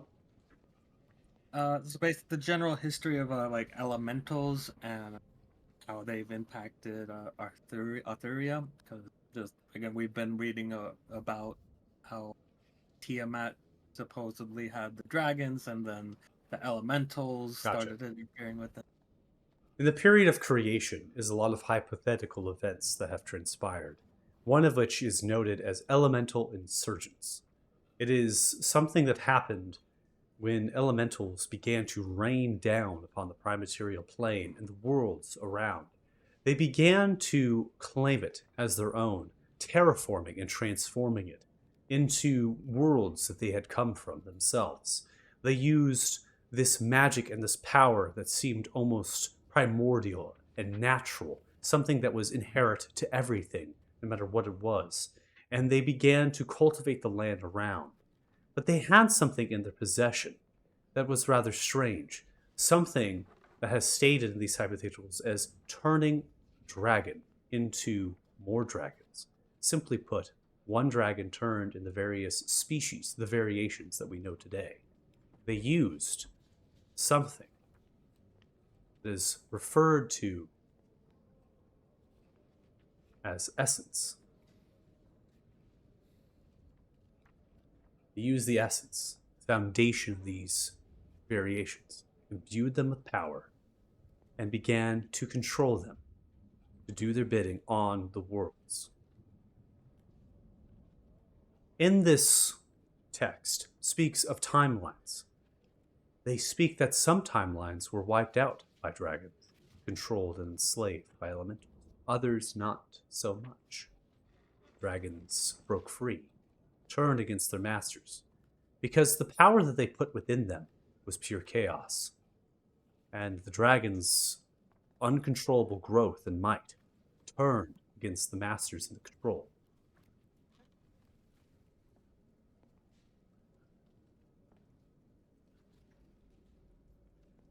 They propose that the elemental insurgents came in the wake of the Severance, which is a war between deities, leaving the prime material plane unprotected and ripe for it.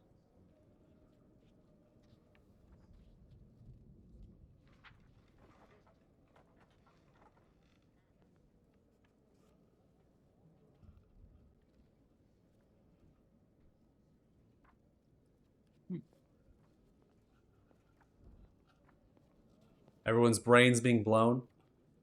I love it. Yeah. Any more information on that severance? Rather than looking at it through like a faith or religion type of deal, like would they have anything like factual or hypotheticals of what happened, or is it just The only thing that they propose is that there is a neutral deities in this period that's different religious wise. I mean, they don't really know which deities in terms of that. That's the religious scope, right?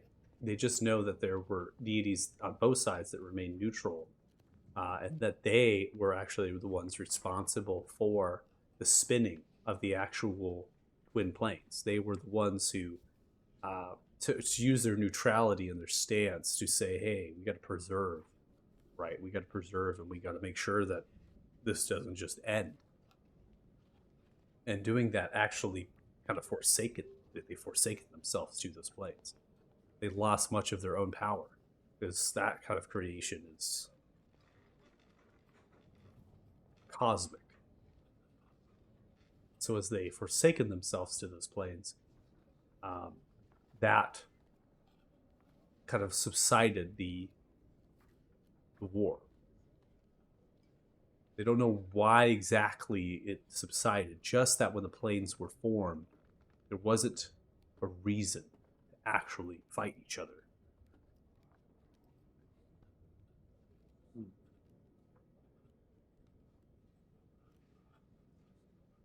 Is there a speculated reason for why they started fighting in the first place?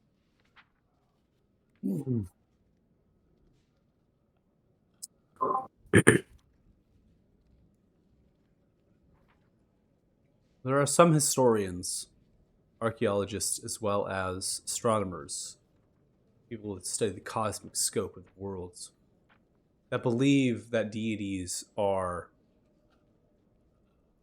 evolved. They were evolved from creatures that had an eternal hunger, power. They think that this is inherent to some of the behaviors of deities, and that the severance was simply led to that. That now with the prime material plane becoming too flooded with creations, they were hungry for power to have their creations run supreme, and saw others that wanted to create things that weren't in their own image as flawed.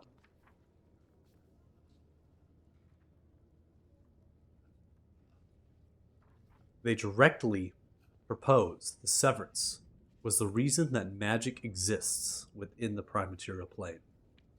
If the severance wasn't to happen, there would be no magic.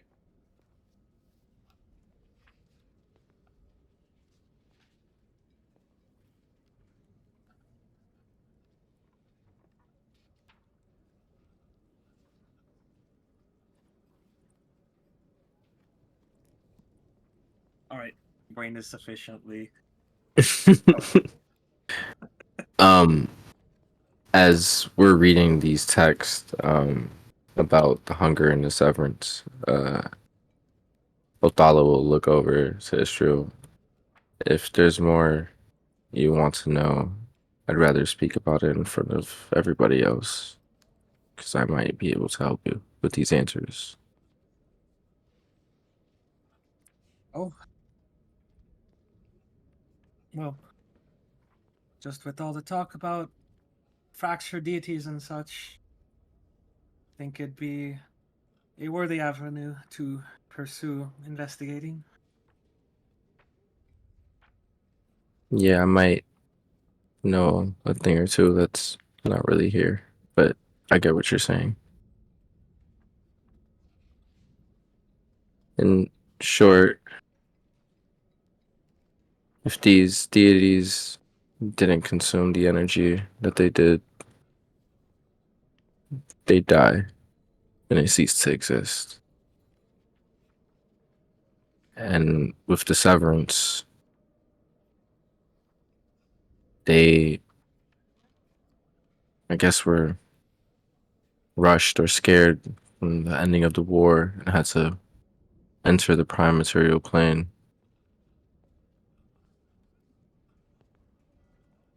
with whatever remaining energy that they had.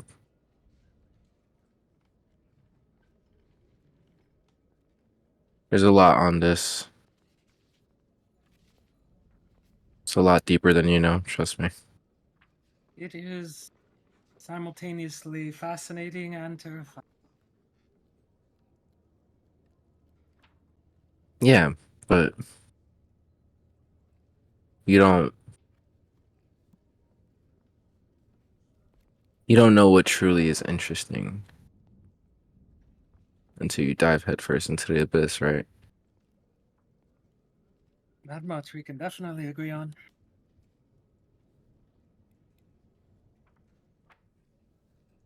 I think we spent enough time in here. I think we should head out. Agreed. Yep. Upon leaving, um, once we step away from Marv and Ishru and we step outside, I'd like to cast a very extended sending spell, if I could. Okay. I'm going to waste 3 spell slots, and I'm going to direct it towards Ezekiel.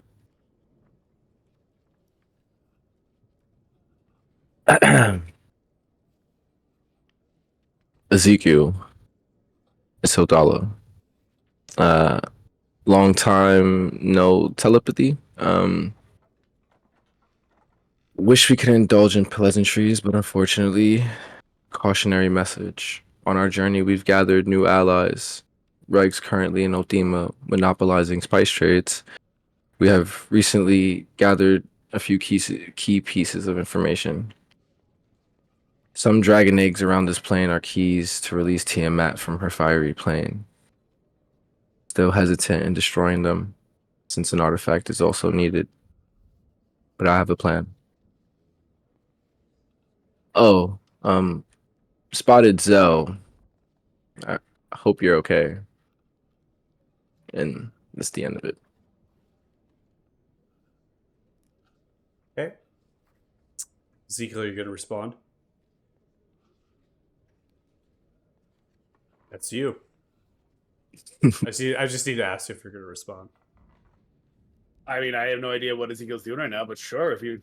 If you're going to respond? Oh, if he would respond, Ezekiel would respond. Yeah, he's going to respond. Yeah, he would. Okay. You are on the back of an Allosaurus in the middle of the Crystal Desert. You have recently been in connection with the Ravashid. They are rider of cloud rays. They make refuge in black temple sanctuaries deep within the desert at times. You have made way into the Crystal Desert from Fort Darrell. And we're trying to reach the Bell Knock upon kind of coming into the southern side of the Crystal Desert. You were attacked by the Kuliak. So you're actually on the back of an Allosaurus. I know your brain, like, look at literally Mikey's brain being like, wait, what is happening right now? So you are on, literally riding a dinosaur right now. You are with a few other Ravashid on the back of that dinosaur, and you are proceeding north in the direction of the Rescar Oasis for Sanctuary. You still have the egg.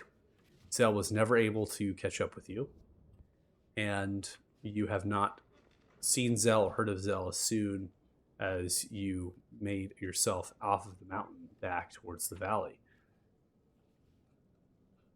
Your objective, Ezekiel, is to get the egg to a safe place, to a guided place.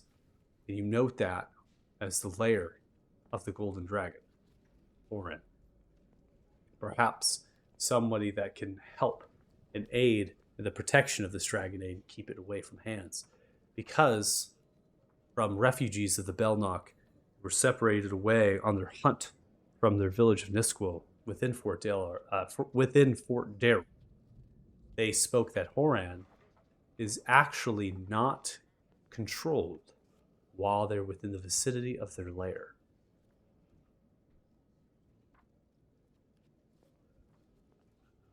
So you go for advice. You go also stash the egg. But the Ravashid have been a nomadic people, and so you have spent a number of days with them. They've been quite interested in you and the little that you speak, honestly, at times. And they have given you food, shelter, and they have not asked questions. Cloud rays, for you, David, cloud rays are gargantuan-sized, like manta rays, that hover across the sand. They're massive creatures. They just like flutter themselves like, things, and they just kind of go. And so the Ravashid actually like live upon them as they make way across the desert.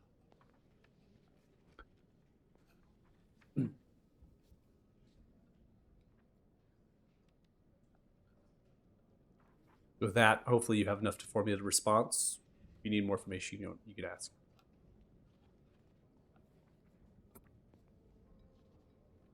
Good to hear from you, old friend. I am okay. Zell never caught up to me. He must have different plans. I'm glad to hear that you're okay.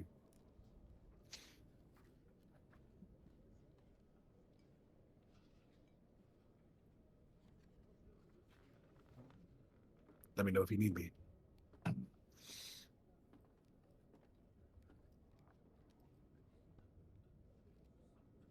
Ezekiel wouldn't share where he was going or what he was doing. Okay.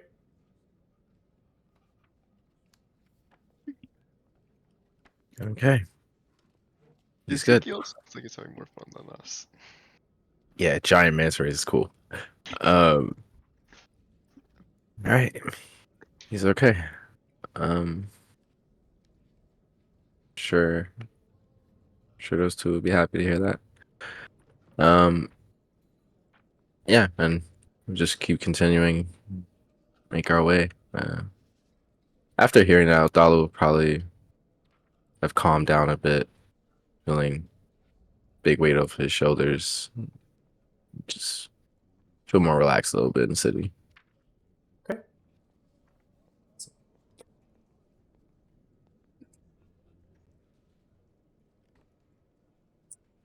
No longer paranoid about Zell hatching a secret dragon army. That secret dragon army. Just seeing Zell in the city and then like not seeing Ezekiel first, like threw him off completely. A little Like, frightened. Oh, Come no, on, we know that. I did Yeah, the math. yeah. I did the math out of game. There's no way that Cell would ever catch Ezekiel in that. It never happened. So Ezekiel I'm could change his sorry. appearance at will, right? Yeah, So it he'd just be super paranoid about it. just would never happen. Eventually, Zell is going to give up. On the bigger fish, maybe perhaps. I don't know. In my headcanon, what happened was like Zell probably like zealously chased after Ezekiel, right, for several days and was like on the hunt, but then heard about something that was more interesting or powerful or like the new thing, and he's like, yeah. And so Zell has like maniacal ADHD, whatever evil plan is. Oh, squirrel. You know what? Honestly, I'm willing to if Michael hasn't solidified what happened yet completely, I'm willing to go with that in my headcanon as well. Oh, That sounds perfect. I wrote what happened. I knew exactly what happened. great. So there's actually a moment you were. I wrote on this thing. I was saying Ezekiel was on the bluff of like a glacial kind of bluffscape that kind of extended from the northern Frostford Mountains, and Ezekiel was on the other side of this like frozen river and gorge. And Zell was on the other side of the frozen river gorge. Ezekiel was like up here, and I was writing it in terms of like how Zell was like pulling like almost like an Anakin freshly burned, right? Being like, across the gorge towards Ezekiel at the back, the egg like, strapped to their back, just like staring at them, not being able to cross the river, right? Give up the halfling, she-elf. Yeah, just like yelling and screaming, right? Pouting a little bit. I'm sorry, Lucas. I just have to, Amazing. man. I just have to because your character Love is this. This your is character great. is really written like This that. is great. And then from there, they had to find refuge because they would die. They ran out of food and supplies, and so did Ezekiel. From that Ezekiel, you met certain people. Obviously, I won't give you the information; just more information on Oreo Heavy Day. So I'm not going to give you anything else, but just know that you met, and then from there traversed and other things. You just went your separate ways at that point because Zell had to find refuge, and Zell is not capable of foraging and hunting in the wild, nor would they. Yeah, so I'm sorry, but you're not. It is true. So my Yeah. next character needs to be capable of killing all my teammates. I see. So this- I don't know. Make a ranger. useful, so- Anyways, I'm I thinking maybe like a samurai or some shit. Like, I do Kill it. I do hope you like the Allosaurus, the dinosaur, right? You know, it's pretty cool. So It's great. Yeah, there's more to it. I was gonna give you more, but I was just giving you enough layer that you could role play, David. That's all. I got like sand people on Bantha's vibes, just going through the desert. Yeah. Yeah, I've actually been it's been parallel to Dune with the worms before, riding the worms. So, it's been parallel to it. But from anyways, yeah. Does anybody have any last touch ups for role play that they want to do, or anything that they feel they need to get done today? No. I Well, just I had- want to remind Lucas to definitely remember to mention that we chartered the worst boat in the city. Don't let yes. that slip. I need to. I'll send that over the mental link as I'm leaving. That yeah, this boat has sunk to the bottom of the bay multiple times. I mean, just we could role play it out because that'll be fun. But yeah, definitely don't want to let that slide. Yeah. Also, I was just checking. Was there some kind of contact info on that little piece of paper given to me? Oh, yeah. So this will be the last thing. So as you look at the piece of paper, you can see that it is a very formal writing, very formal entry permitted, essentially permitting you onto the base, so that way you can gain access to the first commander. You simply just need to show this to the people at the gate, and they'll open it for you, letting you and permit you entrance. And then it's written very plainly. If you are in need of company tonight, they will be at the Prim Iris drinking some wine up at the bar in the evening. You are wanting to gain some company.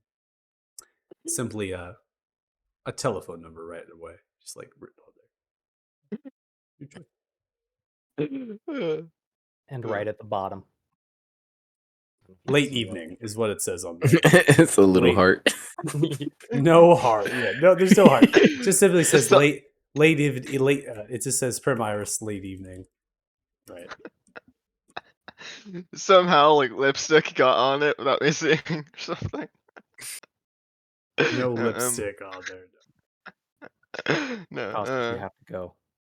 That's This the is going thing. to be too goddamn funny. I'm trying. I think it would be funny, and honestly, I don't think it's out of roleplay for Costas to go. It makes complete sense. I mean, Fuck, we he's haven't go- seen you really romancing anybody yet. The opening is there. This seems like it'd be your type. It's your people.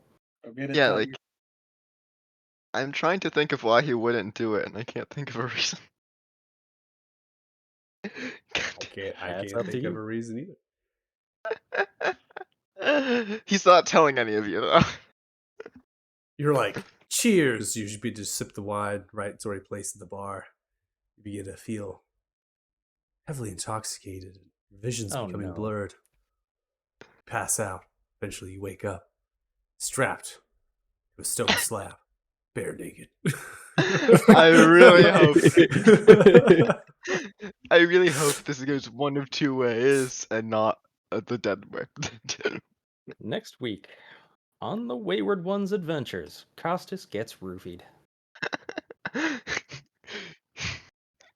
Wow. Uh, That He's new gonna roll mythical. his L. yeah, so I'm gonna make a note of that. Okay. I can't- oh man. I like how so much of Lucas right now is coming out. It's so cool. Right. Are you gonna tell all your friends at school? I got No, a sweet fuck date next Saturday. Costas date, man. Got a date. Costas got a date. Who's Costas? It's like it's That like would be the blending. lamest thing ever. No. That's my middle name. Honestly, you should cosplay for Halloween. Just like go as Costas morning light to school. It'd be so great. Buy a full fucking set of armor. or Dude, some take shit. pictures of it. I would love it. That'd be cool. Honestly, I've wanted armor for forever, so I would do it just as an excuse to buy armor. You know how heavy that stuff is? I mean, it's spread over your whole body. Plus an excuse to gain muscle. eh. If my Halloween costume comes with gains, I don't care. I love it. Gotta get them gains, baby.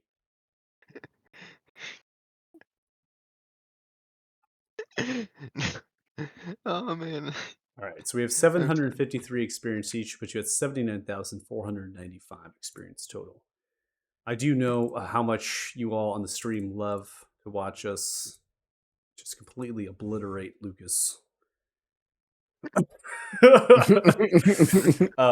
do hope Oh, How much man. XP is that worth? Yeah, I was gonna say I don't know, it's gotta be more. I do hope that you enjoyed the stream, the role play, some lore as well about the world, and all of that, and do know it's all in good fun towards Lucas's players. So, you don't join worry. us. Hopefully, you join us next Saturday at 4 p.m. PDT, and look forward to it. So, you'll have a good weekend. Good night. Bye. Alright. Bye bye.